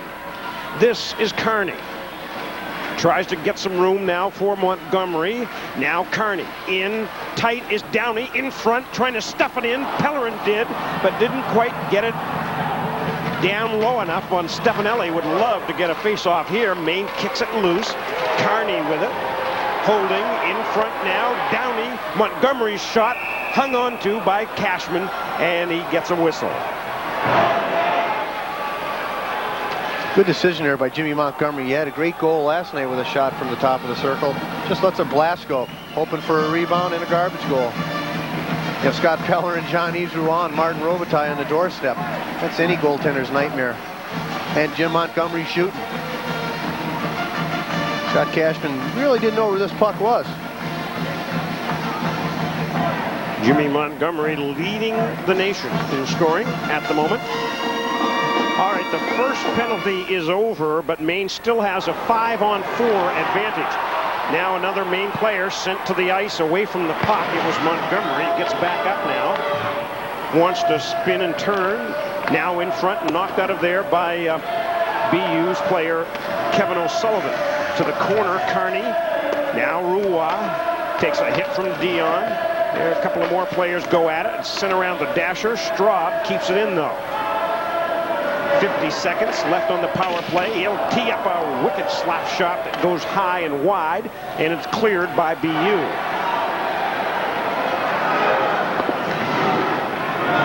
BU changes up its penalty killing unit. Maine cranks it back this way. Montgomery crisscrosses with Downey. He's got Roy. In he'll come. He'll shoot and stopped by Cashman. Great stick save by Cashman. Now Straub tees it up in front. Almost went in on the deflection. Back it'll come to Martin. In deep, Roy tried to one-time it from a bad angle. Now it's Downey behind the net scrambling. Montgomery with it. Can't come out in front. Downey gets it to the corner. He's pinned against the boards there by the BU player, and finally they get it cleared and winds up on the Maine bench. What great action. John Easer with a great opportunity. They're real good players, boy. They make such good decisions down in low. And there's Jean-Yves. Really didn't have anything to shoot at, so he said, hey, why not pull it back to the front of the net and try sneaking it in? But Cashman just puts his stick right on the ice. What a great save. Jean-Yves says he doesn't have much here, so he's going to try cutting back across the grain. Oh. Actually looked like that puck hit the side of the net. Nice blast by Brian Straub. We'll see Cash just put his pad out and catch that one. Oh. This is great college hockey. 1-0 Maine in the lead. Jean-Yves Roy, as my friend Mr. LaChance and some others. I don't have time to get that tongue curled. Roy. Now behind the net, it is Tardif with it, trying to get it back to the point. Hangs on to it now, intercepted by Ed Ronan, and he'll clear the zone, and that'll do it on the Maine power play.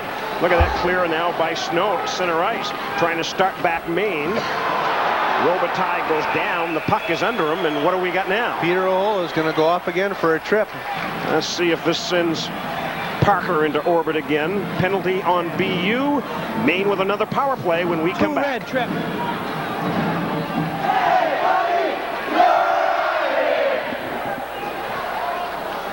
Boston University penalty on number 2 of Peter Ahola. 2 minutes for 20. Gotcha.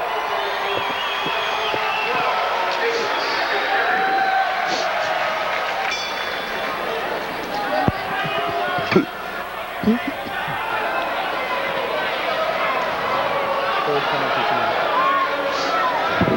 had 2 last night. Peter O'Hole, he just doesn't have many breaks tonight. Martin Robitaille just busting hard, and he's going to take a seat for a trip there. Well, he's used to that spot because it's the 3rd time he's been there already tonight. How about that? Doesn't hurt to have him sitting in the box. He's definitely one of BU's best defensemen. From Espoo, Finland. On the all-rookie team last year in Hockey East. To the corner it goes. Tomlinson will be able to clear it to center ice. Sean Walsh has out Matt Martin and Link on defense. Robitaille, Pellerin, and Tardif. Oh, look at that. Robitaille's head snapped back against the boards. Now Tomlinson wants to move in. Poked away by Martin. And we've got another whistle, and let's see what happens here. Number 10, Mr. Rowan, he was looking around. He was looking at the wrong ref, though. Raposa's on the far side, and he sees him giving a little extra white to... holding, 10 red roughing. Oh. They don't go on the clock.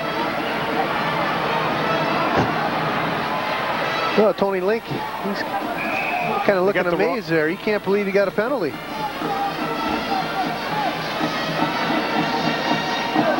So Ed Ronan is off. He'll join Ahola. We'll take a look at it. Number 5 and number 10 here. They're battling along the boards. Where's the hold? There's Ronan's stick comes up high. We'll see a little bit extra after. Okay, so it remains 5-on-4. You heard the ref say that they don't put them up, and so it'll be a 5-on-4 situation. Maine still with the power play. Carney over to Brian Straub. Hit the skate of number 25, Darren McDonald, and BU can't clear the zone. Now Downey holds over to Carney. In front, deflected by Davis. Back it'll come to Carney one more time. Now Montgomery holds. A lot of action in front of Cashman, and what have we got now? Another whistle, and the ref says hold it. I've got something else here.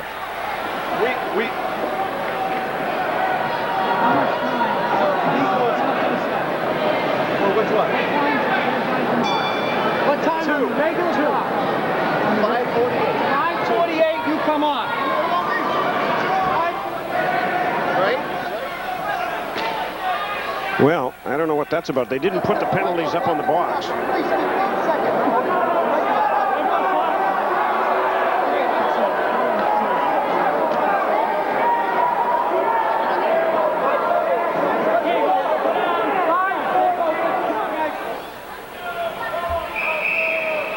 Well, I don't know what it is. He stopped the power play right in the middle of all the passing. Well, and the BU's penalty says 1 minute and 90 seconds. Okay. All right, the clock isn't quite working. Obviously, 1 minute and 90 seconds. Well, we'll keep an eye on it and see if it's just a little light out, a little bulb out. There it is. No wonder why Jack Parker's mad. I'd be mad at that. Tough enough to win on the road. How can I get a minute and 90-second penalty?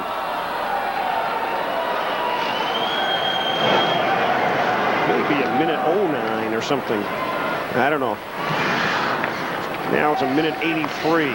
Well, it's a power play. Maine in front, cleared out of there by the BU Terriers.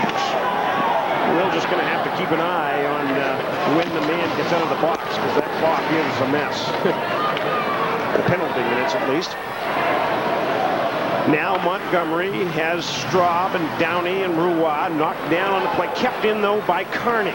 He'll go in deep. Roy has it in the corner. Sends it around to Dasher.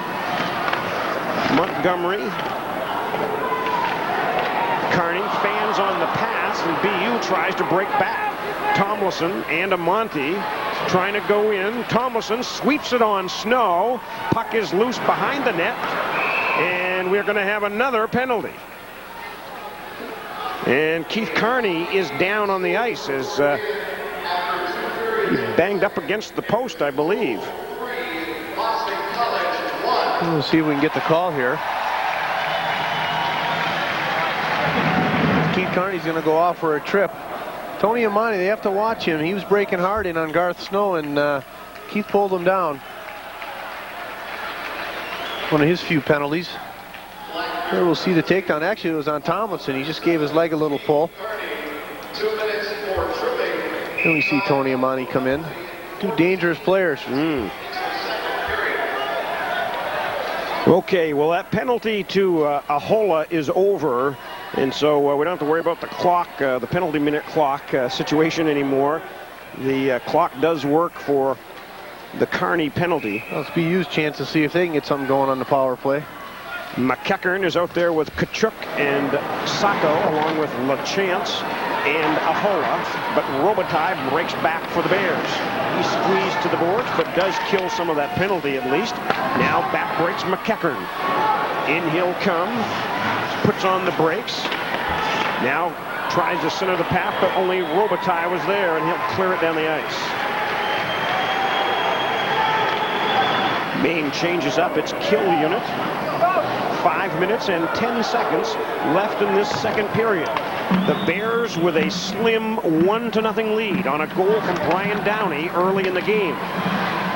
The Bears try to kill off this penalty, and we've got an offside play.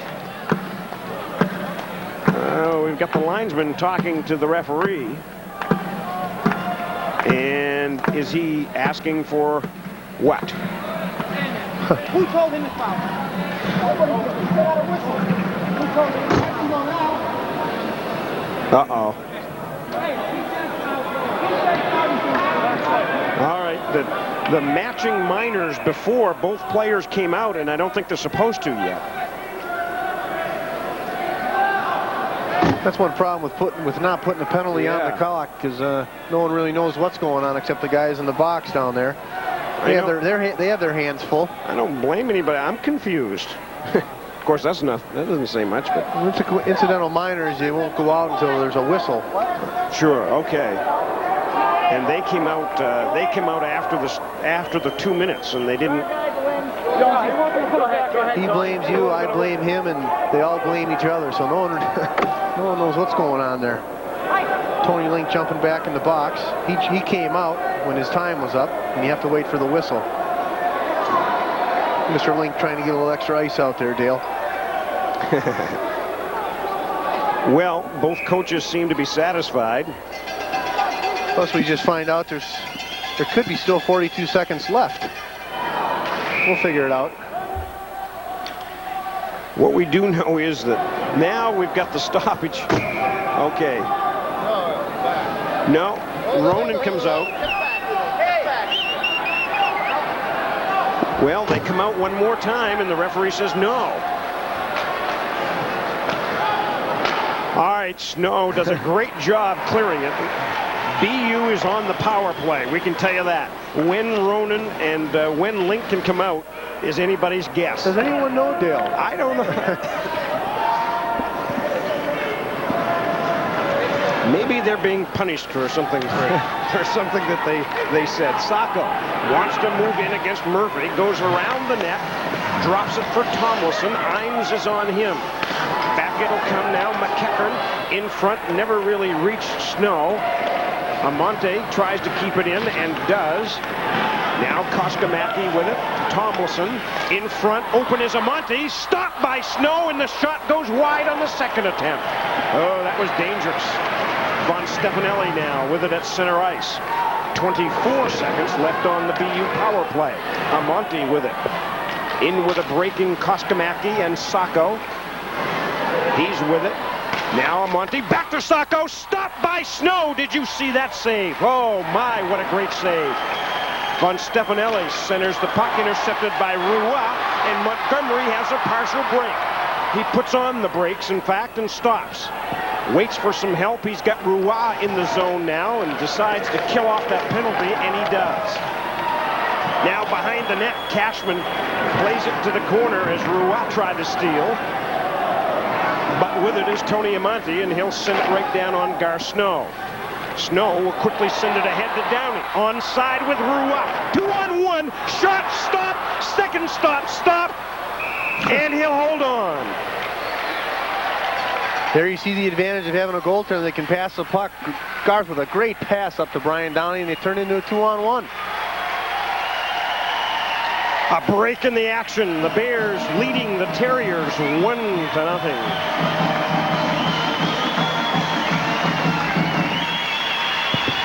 They should have let them out at 4:16.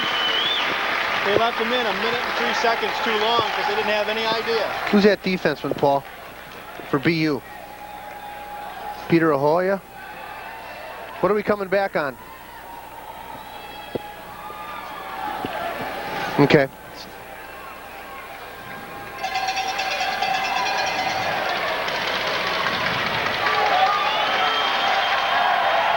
Here's why BU is so difficult. They have great intensity down low. We'll see Tony Amante off to the left.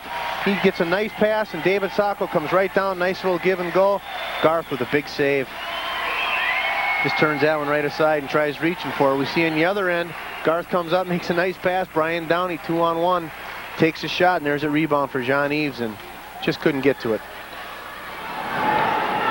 And so it remains a 1-0 Maine lead with just about 3 minutes. In fact, 3 minutes exactly left in the second period. Mercier's shot, score on the rebound!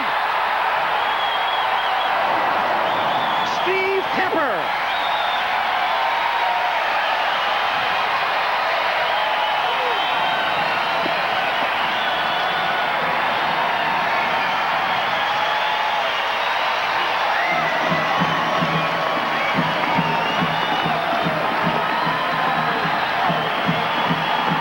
See, great shot here by Martin Mercier, and Steve Tepper has an empty net.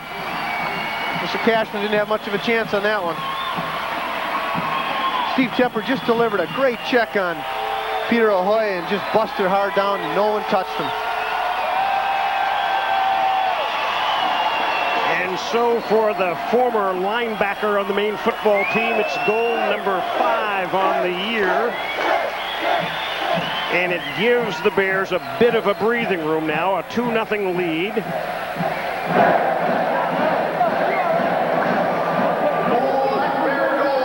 And it comes from that fourth line, and Sean Walsh couldn't be happier. Mercier, Tepper, and Lacouture have really been clicking lately. Now it's Robitaille breaking with Tardif.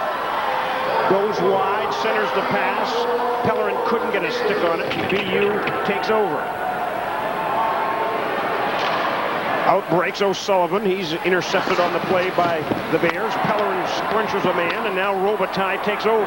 Tardif hits for the net. Robitaille holds, shoots, and it's deflected high, as I think it might have hit the blocker or the glove of Cashman. Now the Terriers working hard just to clear the zone. Maine drops it right back in deep. Now behind the net. It's in front.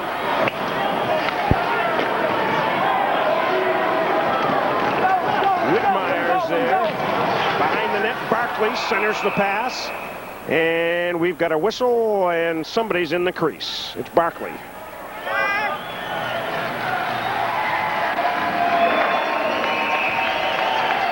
We'll see a great rush by Martin Robitaille. Everybody's anticipating him to pass to Tardif off to the side. He just holds it, and Scott Cashman just makes a nice save. Nice pad save. Too bad Martin could have pulled that a little bit more, and Cashman would have been totally out of the play. There he is.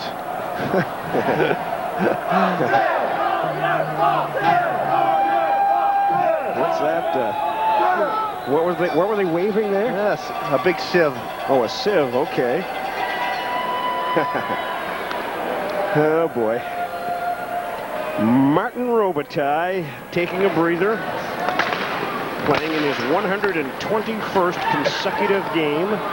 Never missed a game since joining the Black Bears. That's an offside play on BU, so we'll have another face-off. Well, it's good to see number 15 back in the lineup for the Bears. Out with that knee surgery. He had arthroscopic knee surgery, I think, about 5 weeks or so ago. He got a little 3.42 grade point average in the first semester. Not too shabby. Now Amonte breaks in over the line, holds and leaves it, but checked away there by Barkley. Now Whitmire moves in. And we've got a whistle, and what are we going to have this time? Well, Martin Mercier got his stick up high on Tony Amonte. See who he's going to call it on. 27 white elbow. Yep. Over on the side there. Monty's a pretty talented player, and the boys don't waste any chances on hitting him. By the way, not that it matters much now, but our stat man says that the Link and Ronan spent an extra minute and 3 seconds in the box. Because of all that confusion. So well, it was confusing. No one really knew. But at least it was equal. Exactly. A player for each team. Hey, there's a Steve Tepper fan. He's some happy now, huh? His man got one.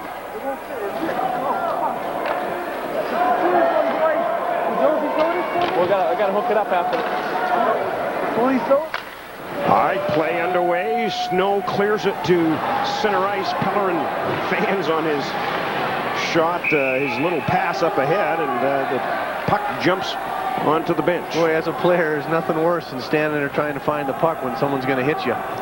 Well, we want to remind you that our next telecast along the stations of the Maine Black Bear Network features the Lady Black Bears and All-American candidate Rachel Bouchard. The Lady Wildcats from New Hampshire are in town, and Maine looking to increase the lead in the North Atlantic Conference. Bill Green, Tony Hamlin there to call the game Saturday afternoon, February 2nd. And it's at 2 o'clock right here on Channel 2 and 6 Alive. Rachel Bouchard in her first game back since a bout of the flu. Had 29 points against Vermont today in a big win.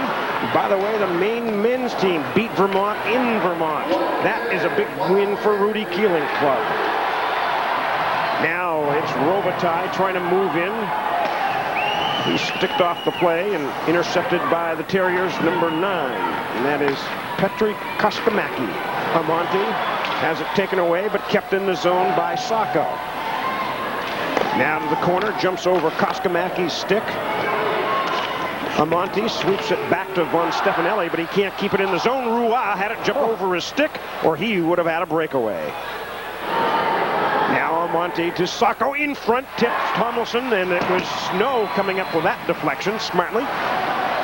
And now here's Roy at center ice as Maine decides to make a line change. They'll give it right back to Snow, who is absolutely fabulous with those clearings.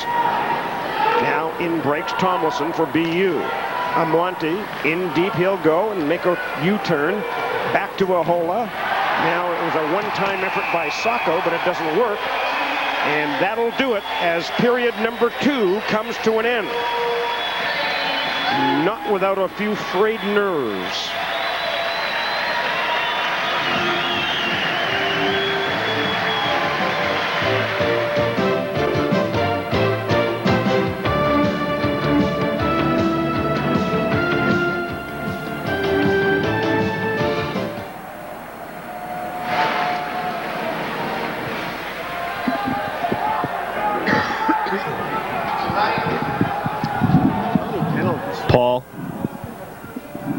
Just wanted to know, are we going to try to squeeze in the feature at all, or what about? Okay. Hey, Johnny. Hey, you get to catch your breath, huh?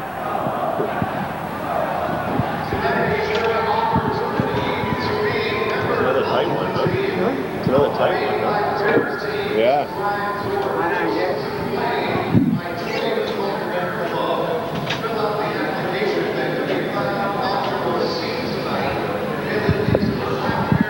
Okay. What's that? We'll just talk about this year as opposed to last year, and guys.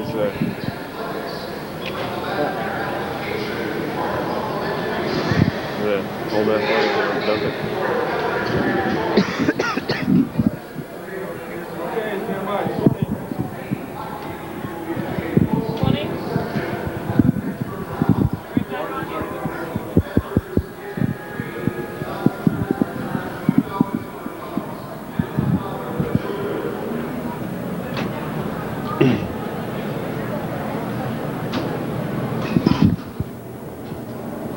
40 minutes of hockey on the books right now. The Black Bears, the owners of a 2-0 lead over the Boston University Terriers, and one of the guys who's helped Maine build that 2-0 lead, Jean-Yves Roy, who joins us in between periods. Jean-Yves, still trying to catch your breath there.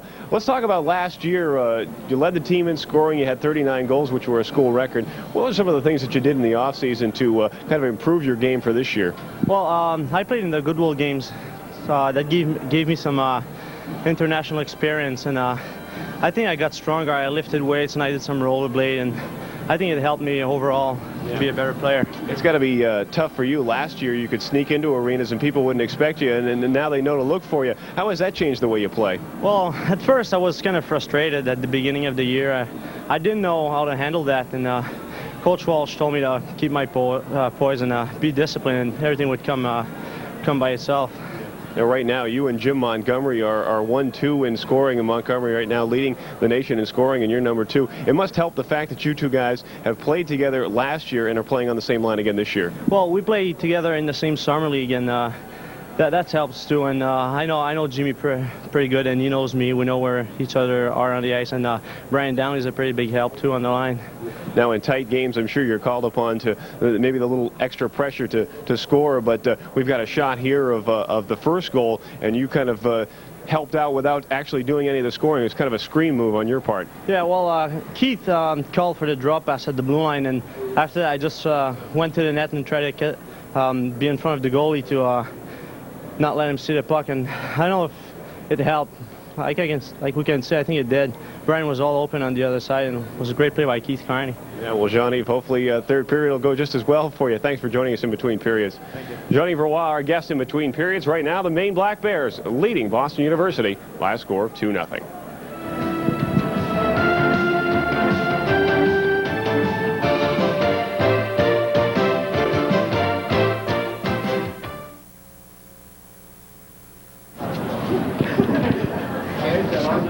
All right, what are we doing next? Are we going to the taped interview with Sally? Yeah, yes, or 3:15.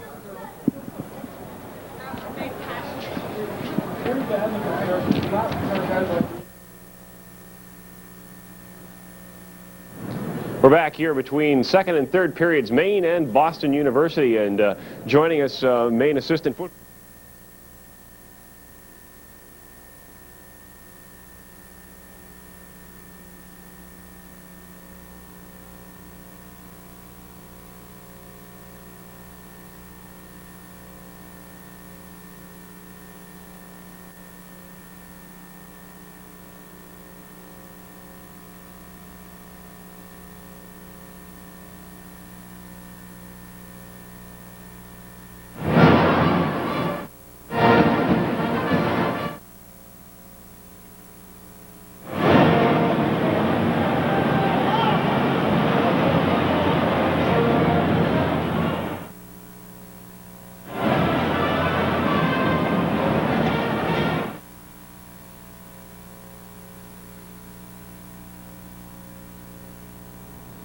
We're back here between second and third periods, Maine and Boston University, and joining us, Maine assistant football coach Jerome Sally.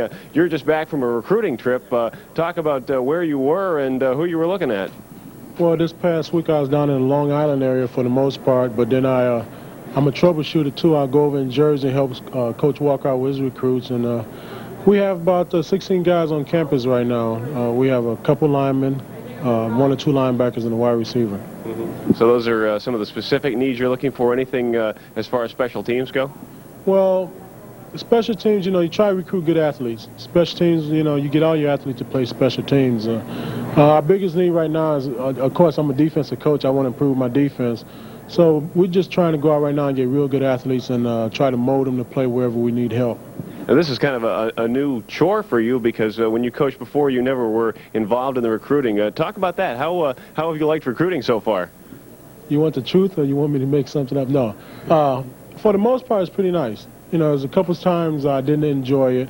Going on Long Island when I was getting lost and I couldn't find my way around, I hated it. In fact, I felt like quitting. But once I got to the athlete's home and I started talking to the parents, I enjoyed it. So I guess initial shock was trying to find my way around and build a reputation with the coaches on the island that they know at the University of Maine is serious about recruiting the ball players and that we're going to treat them right and do a good job. Was that kind of a strange thing for you to be visiting the players at their homes where normally you just see them in a school atmosphere? Somewhat, yes. The strangest thing for me as a coach was a few years ago I sat into that. I was in the same situation, and it made me realize the effort that the high school coaches have to do and the work that's involved to help their ball players get a fair shake at a college. So when I went in and talked to the parents, I just made sure I knew what I was talking about, and I told them the honest God truth. I told them, hey, listen, we have a great program up here. The University of Maine is a beautiful place. You don't believe me, come and see it for yourself. Now, I've been very fortunate so far. Sure. Now, this Sunday, tomorrow, a big game coming up with the Bills-Giants Super Bowl. And before we ask you about that, we've got a bit of hardware to show off here, your Super Bowl ring that you won back with the Giants. Talk about that. What are the players going through right now here, only less than 24 hours away from the Super Bowl? Well, to me, back in '87 when we went, it was just another game. We had a job to do. Right now, you have to treat it like another game. You can't think of it being the Super Bowl, because if you do, you start getting caught up in everything. So right now, it's just another game. When they set foot on the field tomorrow, then they'll realize what the task is in front of them. But once the gun sounds, you got to play the game. And I know Parcells, I know the staff very well, and I still have a lot of friends and teammates there. Their job is to win the game. Win the game first and treat another like another game and go for it. Okay, Jerome Sally, Maine defensive coach. We thank you for joining us between second and third periods, Maine and BU. When we come back, we'll have third period action.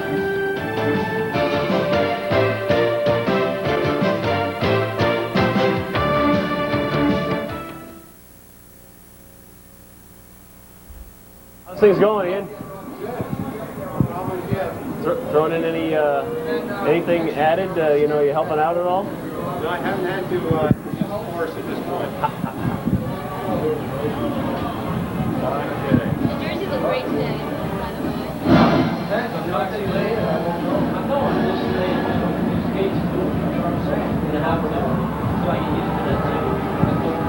Oh, I'm looking awful shiny today.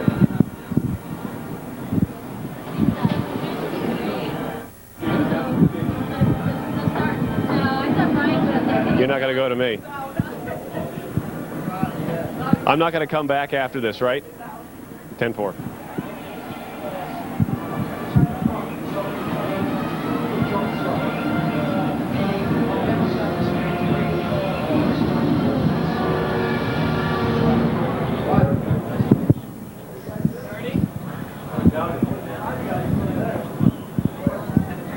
$30, they said.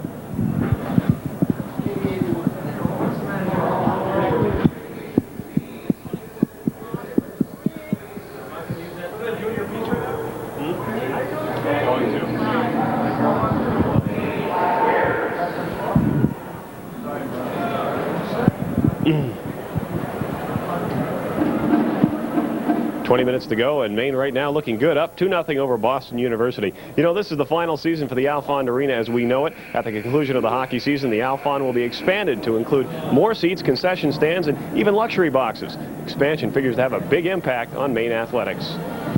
Is donating $2 million to help this project move forward. It's my pleasure. When Harold Alfond donated $2 million to the University of Maine for expansion of the Alfond Arena, he solved a problem university officials had been confronting for several years. It wasn't whether or not to expand the arena, but how to pay for it. This is a $3.5 million project or thereabouts. With that, for $3.5 million that's all privately funded, we're getting quite a bit of a building, and it's going to be the enhancement of this building for that amount of money is going to be profound indeed. The unique Alfond roof has created the biggest problem for adding seats. The final plans are still being fine-tuned. In the end, it will be more fans, not seats, that make Alfond Arena an exciting place to play. I think the major influence of our program has been our fans, not the arena. And I think if anything, it'll just dress it up and class it up, especially with the private boxes being added and the wider concourses. I just think it'll make it a classier atmosphere. On more than one occasion, the Alfond crowd has been a seventh player in a tight game.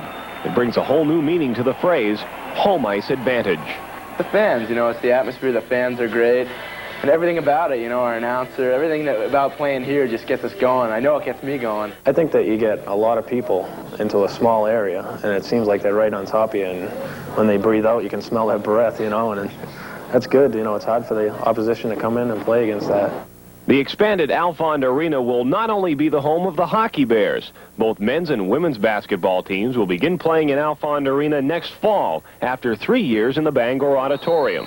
Attendance was never good at the auditorium, and men's coach Rudy Keeling says the change will do his team good. They are a little discouraged by that, and I think coming back on campus more than anything else will get the built-in fans because the students are here, and the students relate with our kids because they are fellow students, and I think they'll come out to see their friends play.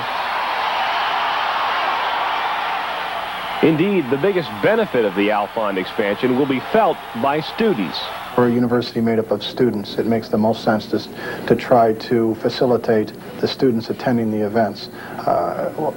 That's really what's going to happen. I would suspect that we'll have more students attend our basketball, both men's and women's events, and that will help us create a level of excitement within the arena that may attract other people that normally wouldn't go to basketball, but now see that there is a venue there that's kind of exciting. The Alfond Arena has a certain mystique about it. It's actually kind of a crazy place. Some opponents love the challenge of playing here. Others would rather have their teeth filled than step on this ice. But there's no doubt that more seats will mean more rabid Maine fans in Black Bear Blue. You know, if you listen closely, you can almost hear some of those new Maine fans already.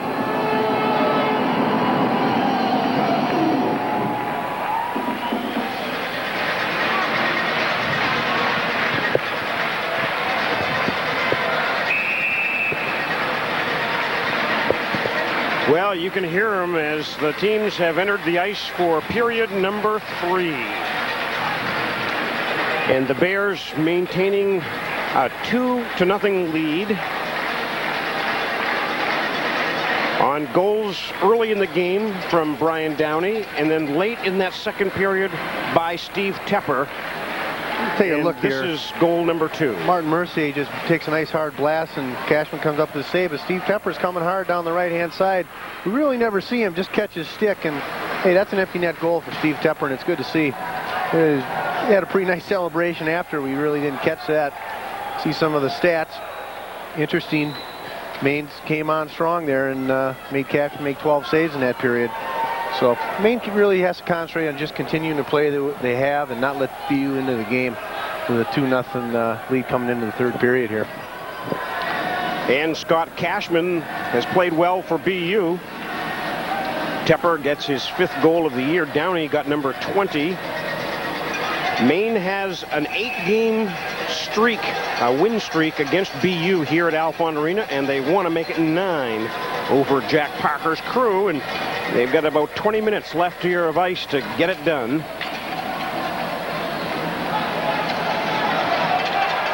And as we begin period number 3, remember Mercier is in the box for about another half a minute, so it's 5-on-4 advantage for the Terriers. Crucial time here to get it killed for the Bears. Behind the net, Sacco, and is driven out. No, it doesn't clear the zone. Ahola keeps it in. In deep, Sacco. Carney has him for the moment. Now it's tipped ahead by Robitaille. Great advantage of having that stick on the ice. Scott Pellner didn't have to shoot that. Just redirect it. Mercier comes out of the box, and it's 5-on-5 now. Now Mercier wants to break out at center ice. Can't do it. LaChance hits his own man on a pass in the chest, and at the neutral zone, it's Amonte winding up. Intercepted. Roy tries to get a one-hander off, and it was a weak one. Now Ahola, boy. Now Roy hauled down on the play, and McEachern takes over. Roy is doing a wonderful job checking here. Behind the net, forces a centering pass where Chris has it. Now McDonald can't move ahead as he's checked off the play by the Maine player, and in dumps it Koskamaki. But there is Garceau sending it ahead, but not out. Now it clears the zone. Phil Von Stefanelli drives it to the open corner. On it first is Imes for Maine. The freshman defenseman around the glass, kept in by Von Stefanelli. Maine tried to get it out of there and does.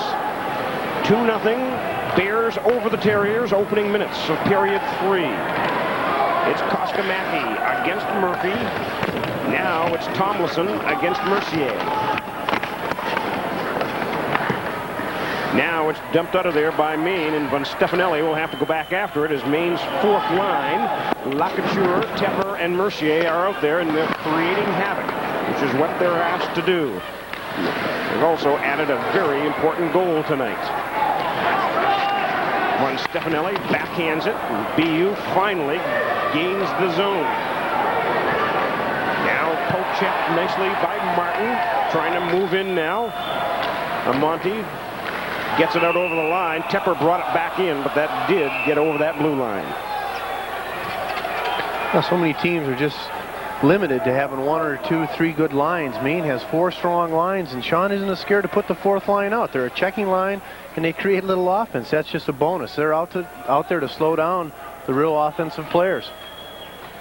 And in the meantime, Garth Snow has been perfect in the nets.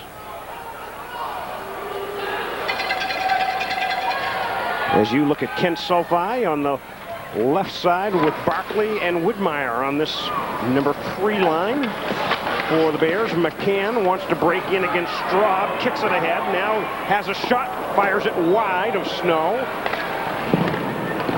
Knocked in around the dasher where Straub takes over for Maine. Poke checked on the play by McCann. Back to the point it'll come. Kept in O'Sullivan, now it's broken out by Maine. Steve Widmeyer trying to bust up that left side. On the net he'll come. He crashes into the post, and we'll have a stoppage in play. One person to say hello to tonight is Justin Tomlin, who's in the hospital. He's got an infected elbow. He was supposed to play tonight, but hurt his elbow a little bit and some infection, so he's taking the night off. It's Widmeyer probably taking his spot. Well, Randy Olson, I guess, came down with the flu, so there's been some problems. There's Justin sitting in the hospital, probably relaxing, wishing he could be out here. I don't know if he's relaxing. Not too many people here are relaxing. BU's too powerful here. And that chin strap. See the little terrier on Cashman's chin strap? That's the target, Dale. That's a nice target. Not going to score many goals there, but you're looking for deflection. See some other scores. UNH 3-1 over Northeastern. There's a nice one. Love to see Lowell, Bruce Crowder, and the boys beat BC. Merrimack leading Providence. Coming up in February, we'll have a Maine-Merrimack game, so stay tuned for that in the month of February. Now in front, Mercier, and Lacouture breaks out with Tepper. Ahead he'll go and try to dump and chase. He's stood up by both O'Sullivan and Dion, but there's Tepper keeping it into the corner. Dion after it with him. McEachern swoops it around the dasher. On it is Ed Ronan. Intercepted Locouture, tees it up, it goes wide. It's in back of the net right now, and they'll get a whistle as it lands and stays right on that net. Dion and Tepper have been going at it all night. I think we got to watch that one. That one may erupt a little bit later. A couple of big guys. Dion is about 6 feet, 200 pounds. Tepper's about 6'4", 225. Tepper got to be the only guy to beat BU in both football and hockey.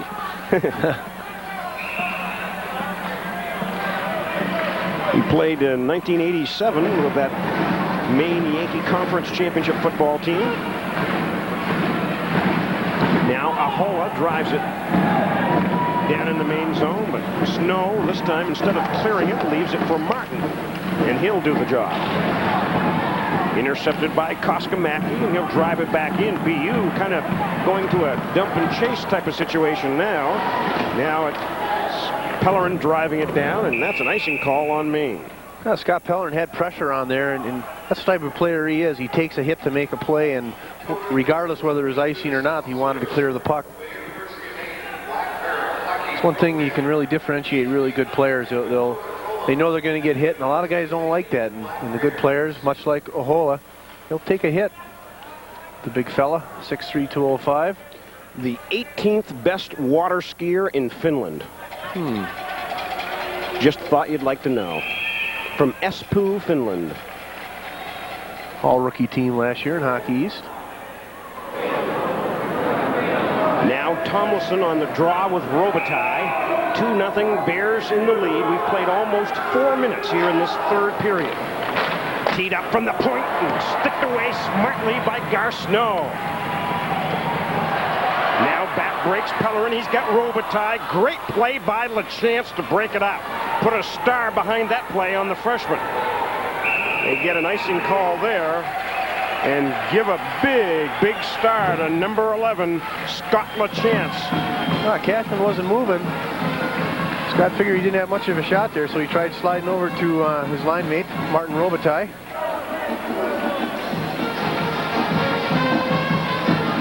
But see a blast from the point by Mr. LaChance, one of the highly touted high school seniors last year. And we'll see a great play here. It comes right back, and hey, I can do it both ends. You can see why he was named to the all-world team at that junior tournament out in Saskatchewan, the one that Dunham and Imes played in. LaChance made the all-world junior team.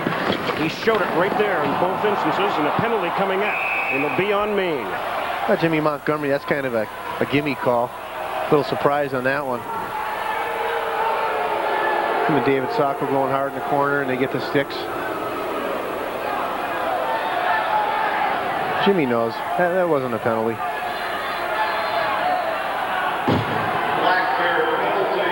Here we'll see both players come right around and gets a stick a little bit high. Mr. Sacco felt that stick and went down. I think you'd have to pull him a little harder to get him down there. But Raposa, he's been doing a pretty good job overall tonight. I think we were kind of hard on him last time he was on the air, Northeastern.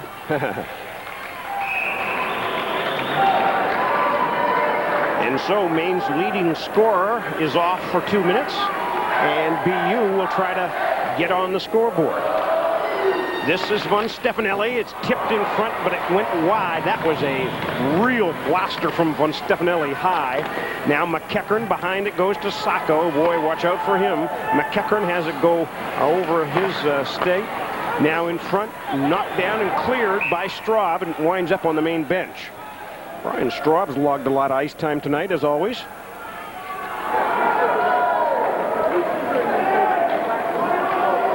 I really like his play. It'll be interesting to see what happens after his career at Maine. Yeah, he's, I think, the only senior on the team. He is a transfer from North Dakota. I think Tepper's a senior, but he's got another year of eligibility. So Straub is really the only guy that'll be lost to graduation. And a key loss. Definitely a solid blue liner. Now Tom Dion at the point. Fans on the pass, and Carney just tips it to center ice. Almost sends Roy away, and he does. Can he get it on net? He'll circle it. Hold. Now Barkley, backhander, stopped by Cashman. Goes to the corner, and BU takes over. Almost a shorthanded goal for Maine. Back rushers Tony Amante against Carney. Around in front, centering pass, knocked out of there by Maine. Not clearing the zone. In front, Sacco can't get a stick to it, poked away by Snow. Now Straub does get the puck to center ice. Maine trying to kill this penalty. Back comes Sacco through the middle. His up shot. And what are we going to have here is Snow and a BU player, Amante, down on the ice as the pass never connected. It's time to get your 50 raffle tickets out. David Sacco and Tony Amante showing what they do best. Nice short little 2-on-1s down low. Here we'll see David Sacco. He knows Amante's coming in the left side of the screen and just slides it over. And thank goodness that pass was behind a little bit. Gar Snow giving him a little body slam. Some local fans enjoying the game tonight. That's what we like to see, boys. 2-0, Maine in the lead, and at the moment trying to kill the penalty. Tomlinson rips off one, that's Ronan rather, rips off a shot high and wide, cleared out of there by Maine. You know, I was talking to some of the students today on campus, and they were saying, geez, I'd like to be able to go to the hockey game, and some people were in line at 6 in the morning to get standing room seats. Actually, not standing room seats, but once the expansion takes place, more students will be able to attend. Now LaChance gains the line and holds. 20 seconds left on the penalty, and Maine almost had a breakout with Robitaille. Yeah, I can't wait to hear what this place sounds like with another, well, almost 2,000 or so. Now it's Martin gaining control, hauled down, penalty on BU. Ed Ronan. Everyone saw that one happening. Shaking his head saying, well, I don't know if the coach likes it or not, but I didn't have any other choice. And so there are only 2 seconds left on Montgomery's penalty, and so Maine will have pretty much of a full-fledged 2 minutes. As Ronan goes off, the senior from Haverhill, Mass. BU has 8 seniors in the lineup tonight. Well, they were the preseason team picked to finish number 1. In the background there, you hear Red Gendron, the assistant coach for Maine, say losing too many face-offs. And let's see what Robitaille can do to correct that. He'll take it against Mark Chris. Won by Maine. Martin drives it around the dasher, but Chris is there first. He'll sweep it around to the other side. Darren McDonald fighting for control. Chris pinned the Maine man to the boards, and it squirts down on Gar Snow. Chris has been battling the flu this weekend, and he hasn't had many shifts this evening. No, he hasn't. He did early in the game, and then just the last couple of shifts. Mark Davis, number 20, Darren McDonald, Von Stefanelli, and Chris trying to kill this thing for BU. And they are doing a pretty good job of it so far. Snow ahead, Pellerin tips it to Robitaille, and he'll break back. Drops it for Pellerin. Now tied up, there's a shot on by Pellerin, gloved by Cashman, and he'll hold on. I think he faked him out for a moment because I think the goalie thought he was going to pass it to Tardif. Instead, he fired one. Well, Cashman was moving from left to right, and Scotty tried cutting back against the grain with a nice hard shot right on the ice. And boy, Cashman, those big long legs of his, he got that pad over. See, everything's moving. He comes right back, and that's a nice save.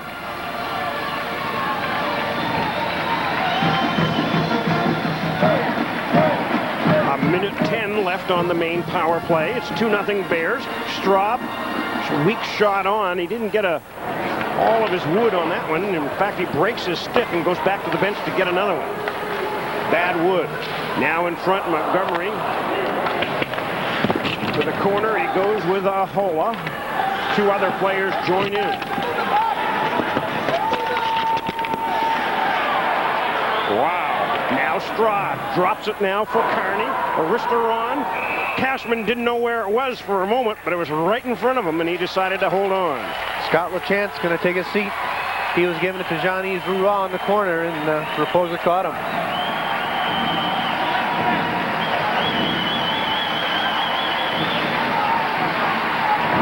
You can see down in the corner, watch number 11, just giving the stick to Jean-Yves.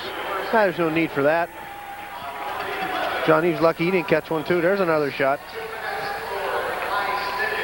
Yeah, I don't think you'd see that if they didn't have the aquariums on and the bird cages. For guys to keep their sticks down a little bit. Okay, and so let's see what happens now, because Maine has a two-man advantage for 38 seconds. Robitaille, Pellerin, Roy, Montgomery, and Carney. That is a power-packed power play, particularly when you only got 3 defenders. So let's see what happens. This could be big insurance for Maine, if they can net one. Montgomery. Robitaille, back to Carney. Montgomery again. A lot of action in front. Carney. Passing score! Jean-Yves Roy!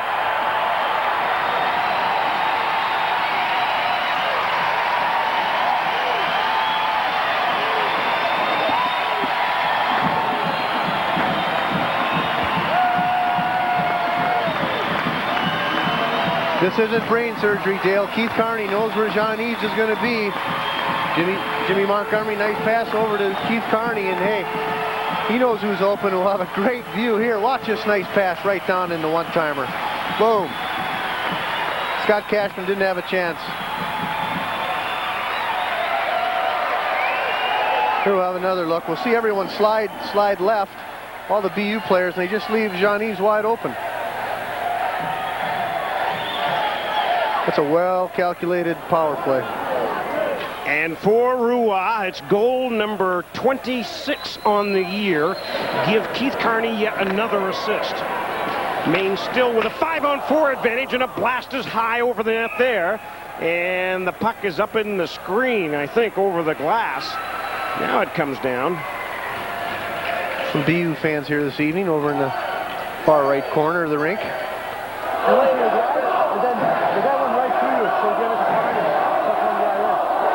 There's Jean-Yves describing to Montgomery just how it was. 3-0 Maine, and what great insurance. And Roy has now taken the lead. In the country? In the country. 59 points. 59 points, we're told. Roy now is the new leader, taking over from the guy he just was talking to, Jim Montgomery, with 58. Actually, are they giving an assist to Montgomery? So maybe they're tied again, because Montgomery's going to get a point on the play. Geez, Dale, don't you hate when that happens? Well, it is, you can't stop a 5-on-3 Maine power play with the talent they have out there.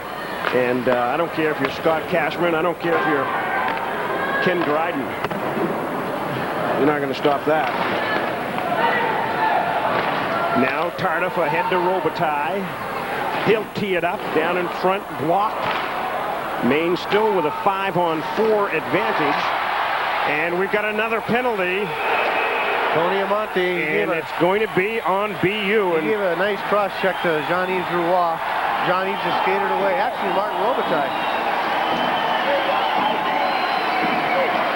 Sean Walsh wants a 5-minute. He's holding up his hand saying we should get 5.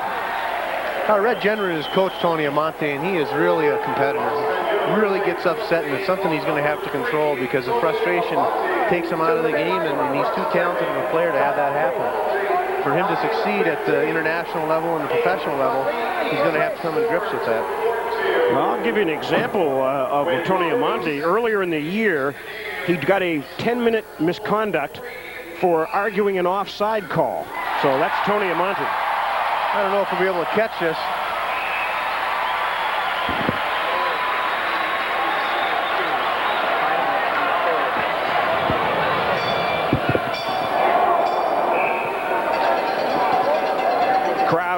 went crazy again there for a moment as the PA announcer said it was Lowell 3 and BC 2 in the third period, I think. And so Maine has yet another 5-on-3 opportunity. And in fact, it is a final. BC has been beaten tonight. Maine could gain a lot of ground on first place here. Now Roua scores!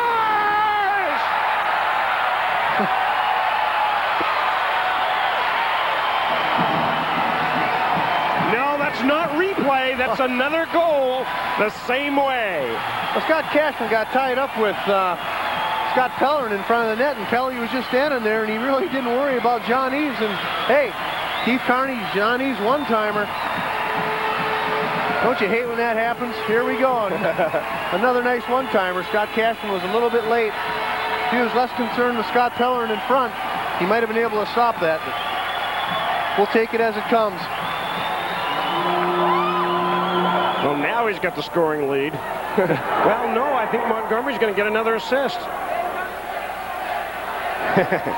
It is goal number 27 on the year. And the Bears have a 4-0 lead, and they're still on the power play.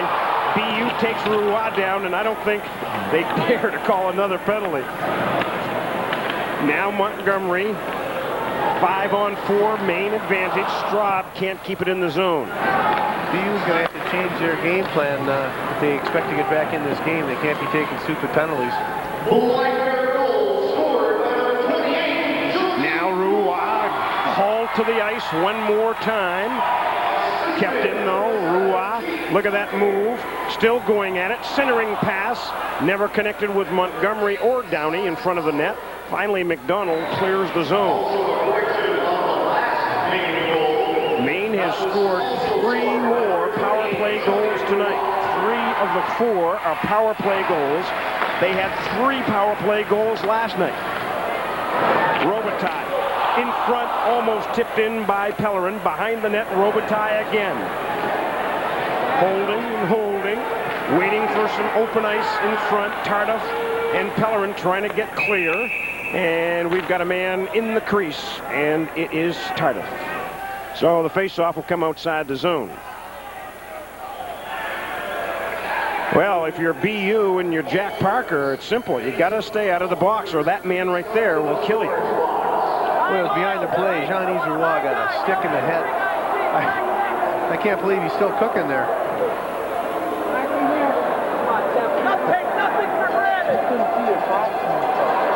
Those are the words. 9 minutes left. There's a lot of hockey to be played here. BU drives it in. Still 20 seconds left on that Amante penalty, so Maine still 5-on-4. Here's Pellerin with Robitaille. He blasts one that's knocked away by Cashman. Pellerin on it again. Von Stefanelli takes over, and he'll just flip it to center ice. Pellerin winds up on the ice. The Amante penalty is over. There's a shot in front, stopped by Snow. Oh my, what a great save by Gar Snow. Now McEachern trying to drop it off for Von Stefanelli. He'll tee it up, stopped by Snow. It's loose in front, and he'll hold on. There's a break in the action, and the Bears have taken a 4-0 lead over the Terriers.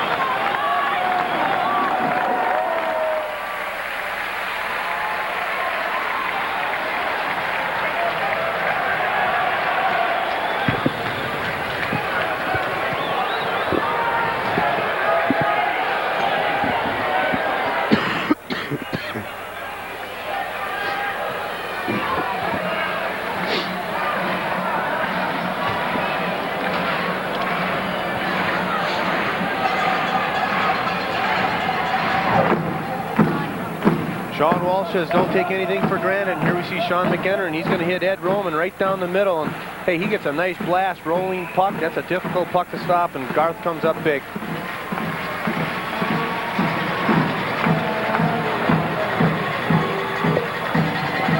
Superb goaltending by Gar Snow, and look at him just clear the zone there.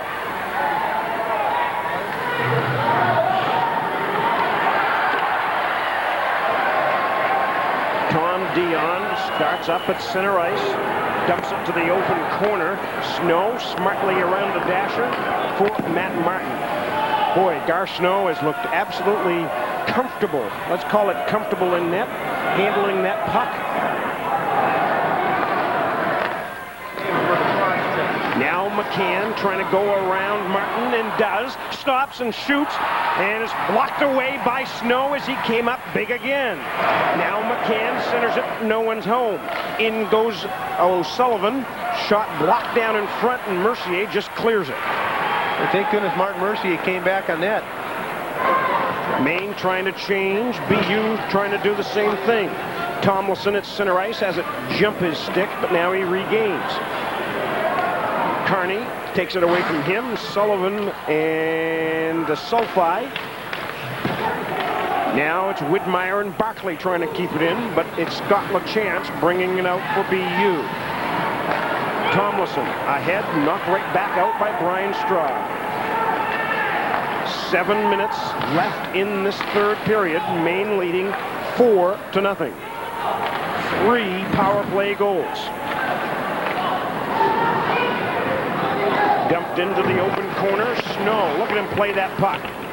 And it's tipped outside the zone. Now it's flipped into the air. Maine tries to break out, but can't do it. Von Stefanelli drops it off with Koskamaki, but he didn't see it coming. Now Roy tried to take it away from Chris, couldn't do it, but he makes him cough up the puck. Roy tries to move it by Chris. Kachuk takes over as well. Now driven back in by Imes.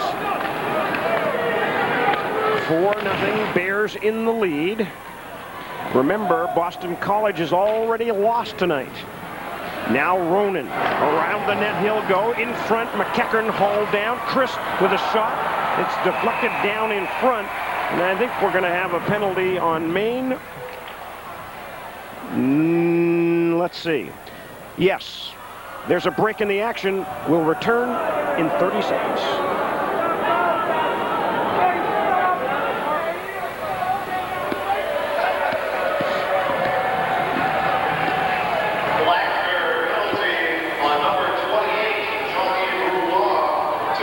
Is that 2 for him tonight? 2 penalties.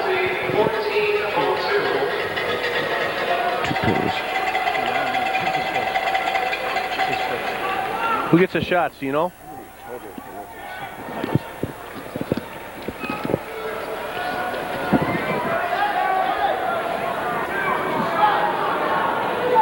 We'll see some action. Chris McCain's going to get an opportunity here on Garth. Comes right back and tries to get control of it. It's an awful feeling when you're down as a goaltender and you know something's coming at you. You got to try regaining your composure and get on your feet. When you're 6'4", sometimes that's a little difficult. And so Roy goes off now for the second time tonight, which is unusual. It's the 25th penalty in this game. 25 penalties. Now Sacco pinned to the boards by Imes. Martin ties up his man. Murphy, that is, ties up his man. Imes and Murphy really working hard along those boards. Back Ahola tees it up, knocked down by Robitaille as he takes one for the team. Again. 5.5 minutes left in this third period. Bears 4, Terriers nothing. Amante trying to connect with Sacco, intercepted by Maine. Robitaille can't clear. Knocked in deep, centering pass. Amante takes a shot. Pellerin takes one for the team that time. The puck winds up right underneath it.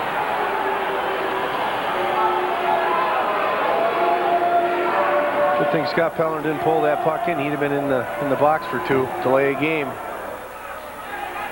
Trying to get some fresh troops out there. And while we have a stoppage in play, just to update the Hockey East standings a little bit, Boston College, with the loss to Lowell tonight, is now 11-4. And if Maine can win tonight, hold on and win, the Bears would go 9-4-1. So Maine would be 3 points behind first place with 1 game in hand. This is going to be a big weekend for Maine if they can hold on. Dion. Behind the net, Ronan wants to center it. Deflects to the boards, and Sulfy clears the zone. Von Stefanelli feeds Ronan, and he'll dump it in. Snow is there to play it to the corner. Link, Ronan go after. Kosamaki tries to flip it in front, but it comes to Barkley. Can he clear it? Yes. Got taken down on the play, but he did the job. And the crowd gives it its approval. And that's an icing call on BU. Sean made him aware. Fans could probably pick up Sean yelling for an icing.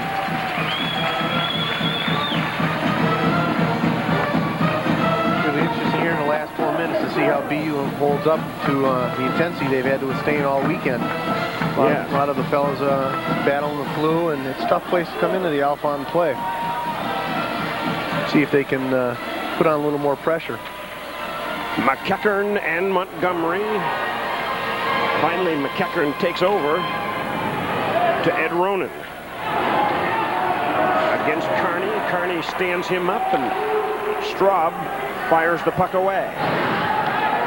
Now Von Stefanelli, great move, moving in, centering pass, Ronan's shot blocked down in front. BU still maintaining control, now intercepted Carney. Gets it out over the blue line as BU had a kind of a chance there. 3:40 left in this third period. McEachern again against Straub.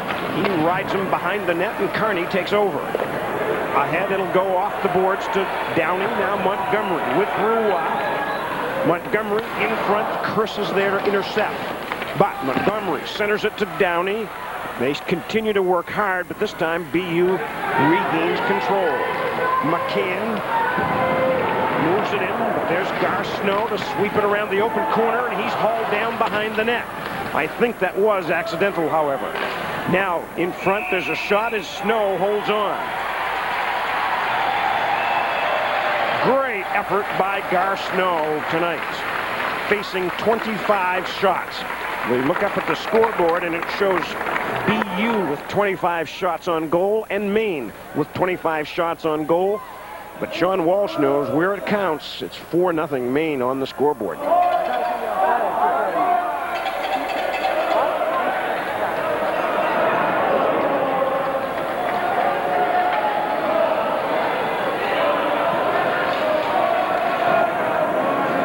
Now the puck comes to Snow, and one more time he clears it to Tepper, and he gets it to center ice.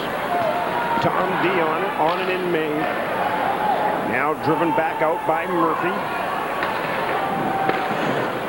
Back to get it is O'Sullivan. Around the dasher it'll go. Tepper, Mercier, and Lacouture keeping the heavy pressure on, but O'Sullivan breaks out. He's got Mark Davis and McCann with him, and they drive it to the open corner. Snow, he's handled the puck as much as almost any other player. Tipped in front, pops up in the air, and we've got a whistle, and we've got, I think, matching penalties this time. There's a break in the action. Maine 4, BU nothing.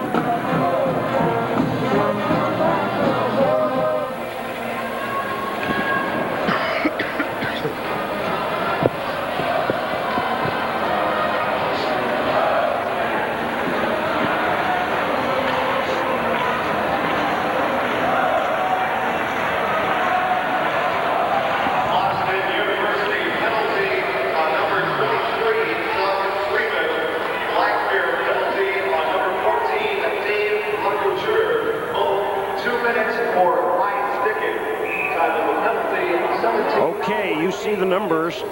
2.5 minutes left in this third period, and off on the box is David Lacouture for Maine and Doug Friedman for BU. So it's 4-on-4. There's a shot on by LaChance. It's knocked down by Garceau. Whitmire moves to center ice. Now gains the blue line, and Barkley chases after it. Cashman sends it to the open corner. LaChance and Whitmire bump along the boards, and Whitmire and LaChance takes over. To Amante. Watch out for him. He's pinned to the boards by Martin, and Link takes over the puck. Now, Barkley for Maine at center ice. Maine content to play defense here and get that clock down. 1:44 left in the third period. Ahola drops it for Amante. And boy, keep an eye on Amante in the last minute and a half here. He's one of those players that you just never know. Might want to stir it up one more time. Tipped in front. Cashman holds and then clears. Back comes Sacco. Over the blue line, into the corner. Carney pins him there, makes sure he doesn't go any further. Now Dion moves in deep, and it is Sacco gaining control. Wants to make a play, but Carney is all over him. Now, not cleared out of the zone. Sacco intercepts, but now Robitaille gets it to center ice. 55 seconds left in this third period. The Bears looking to sweep the BU Terriers. Magnificent weekend for the Maine hockey team.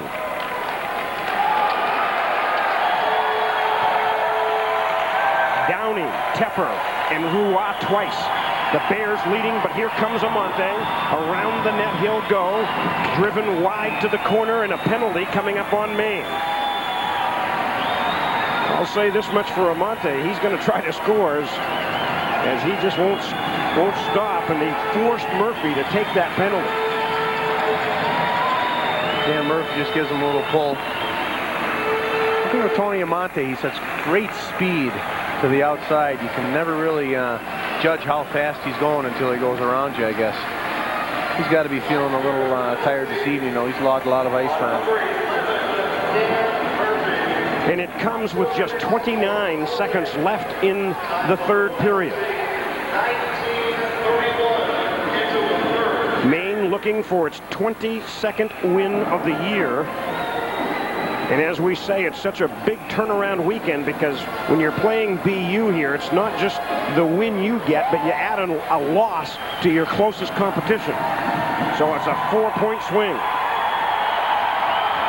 Now Tomlinson wants to center it, but Link sends it out, kept in by Ahola.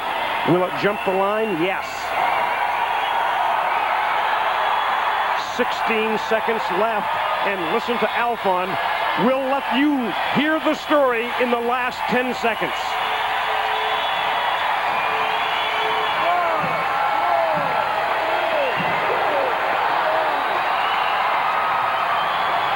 Well, they've stopped the clock and called for a face-off with 2 seconds left. I don't think anybody heard the whistle. The timekeeper did, though, and that's the most important thing. And they need only to drop the puck, and the Bears will have a sweep of BU.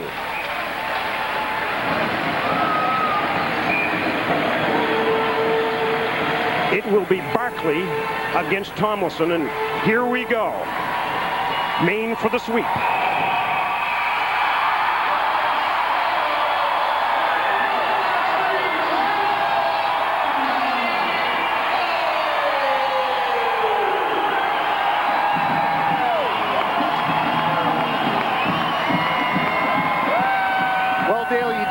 I thought you were going to. No. I know better than that. A late shutout for Garceau. What a wonderful night for the junior from Wrentham, Massachusetts. He's really well liked by his teammates. He's such a great guy, low-key, very dry sense of humor, and an outstanding job in net for Sean Walsh tonight. Garceau, our star of the game, I think. And Sean Walsh knows how big a sweep this is. And I think he wants his players to acknowledge the crowd. Let's see what happens.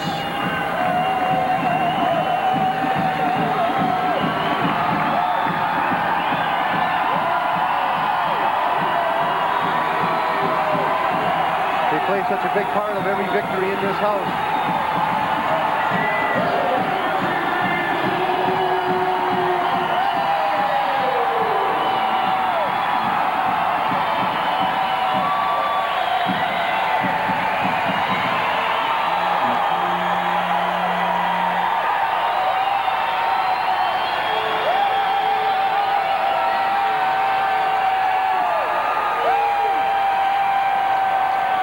The Bears have swept Boston University, winning last night 4-2 and throwing the shutout 4-0 tonight.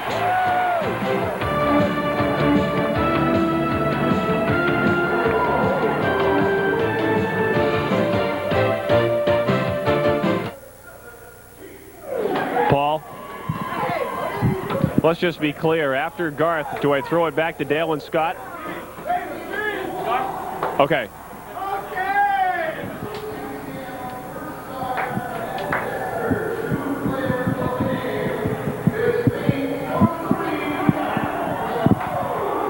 Where's Garth? He didn't get biased, did he?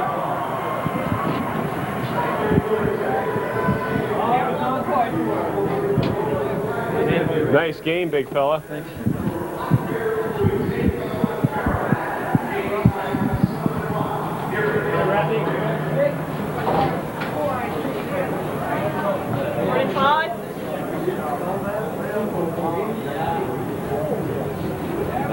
That was a statement.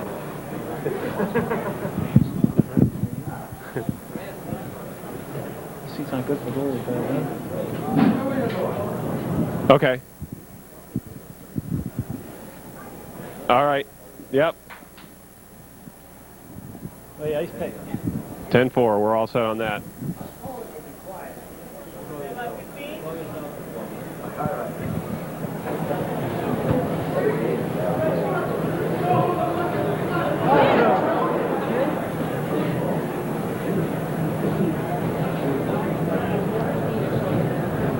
The Black Bears not only get a win, they make a statement tonight at the Alfond Arena, shutting out Boston University 4-0. And the man who got that shutout, Garth Snow, our star of the game. Garth, this is a game, I guess, for you, your second career shutout, where when you weren't making the big saves, the bounces were going your way, but more often than not, you were making the big save. Yeah, you know, a shutout, that's really a team goal, you know, and just shows how much we made a commitment to defense tonight, and we definitely had the bounces over BU today. You guys did some extra work in practice this week, working on different things, breakaways and all that. How'd that help you this weekend?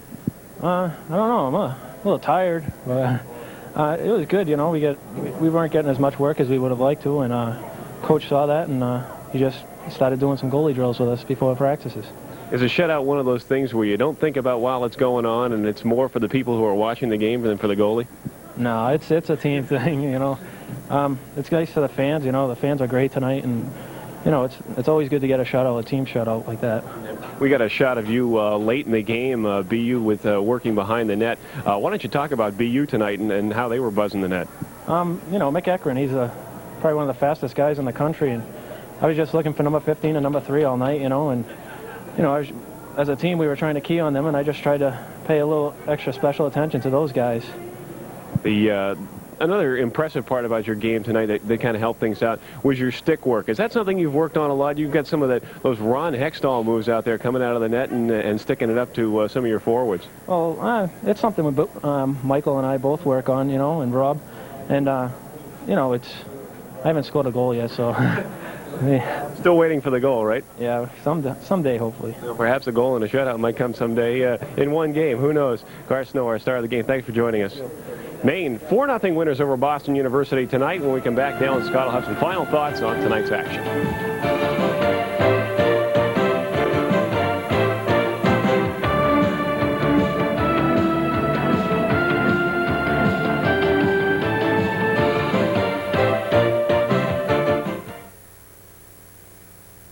East. BC's 20-7. Maine's 22-6-2. Points, though. I don't know how the points work. No. Well, with this win, where does it put Maine? I've got it right here. Yeah, I've got the updates right here.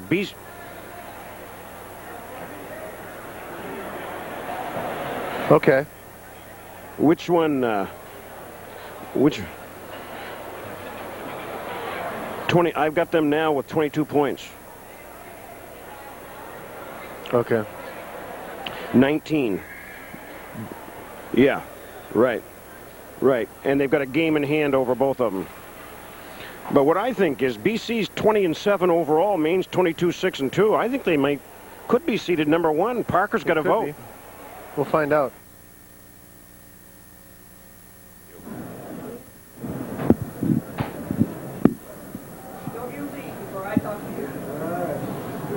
How far away? I don't know. I haven't heard.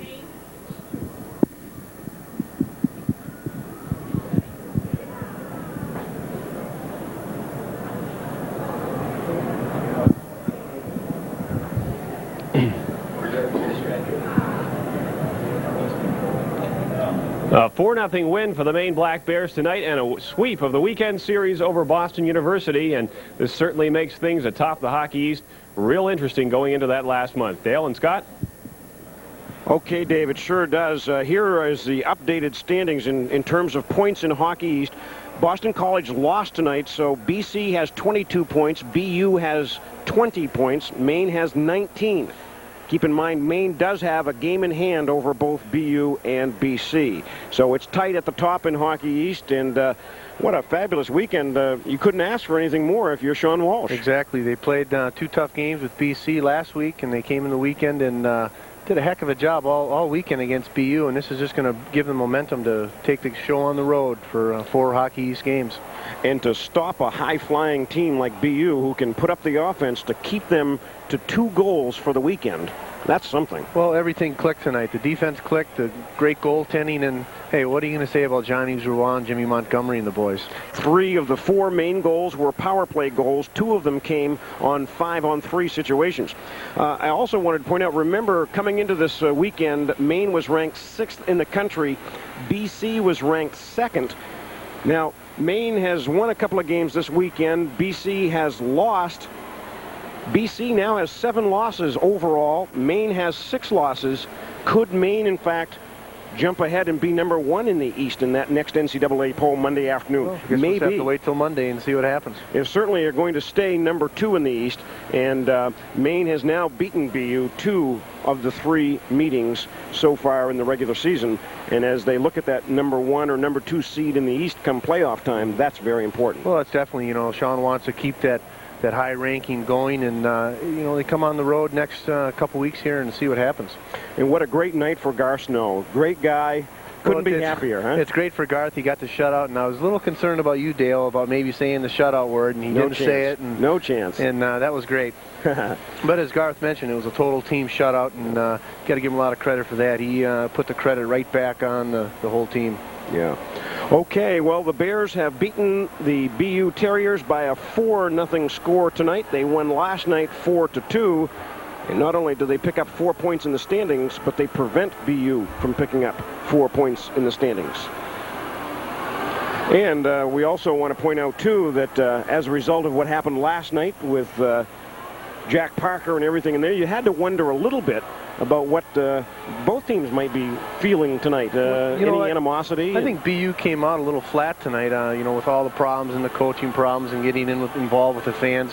They were a little lax when they first came out, but they turned it on a little bit, and Maine just answered with some quick power play goals and it more or less shut them down.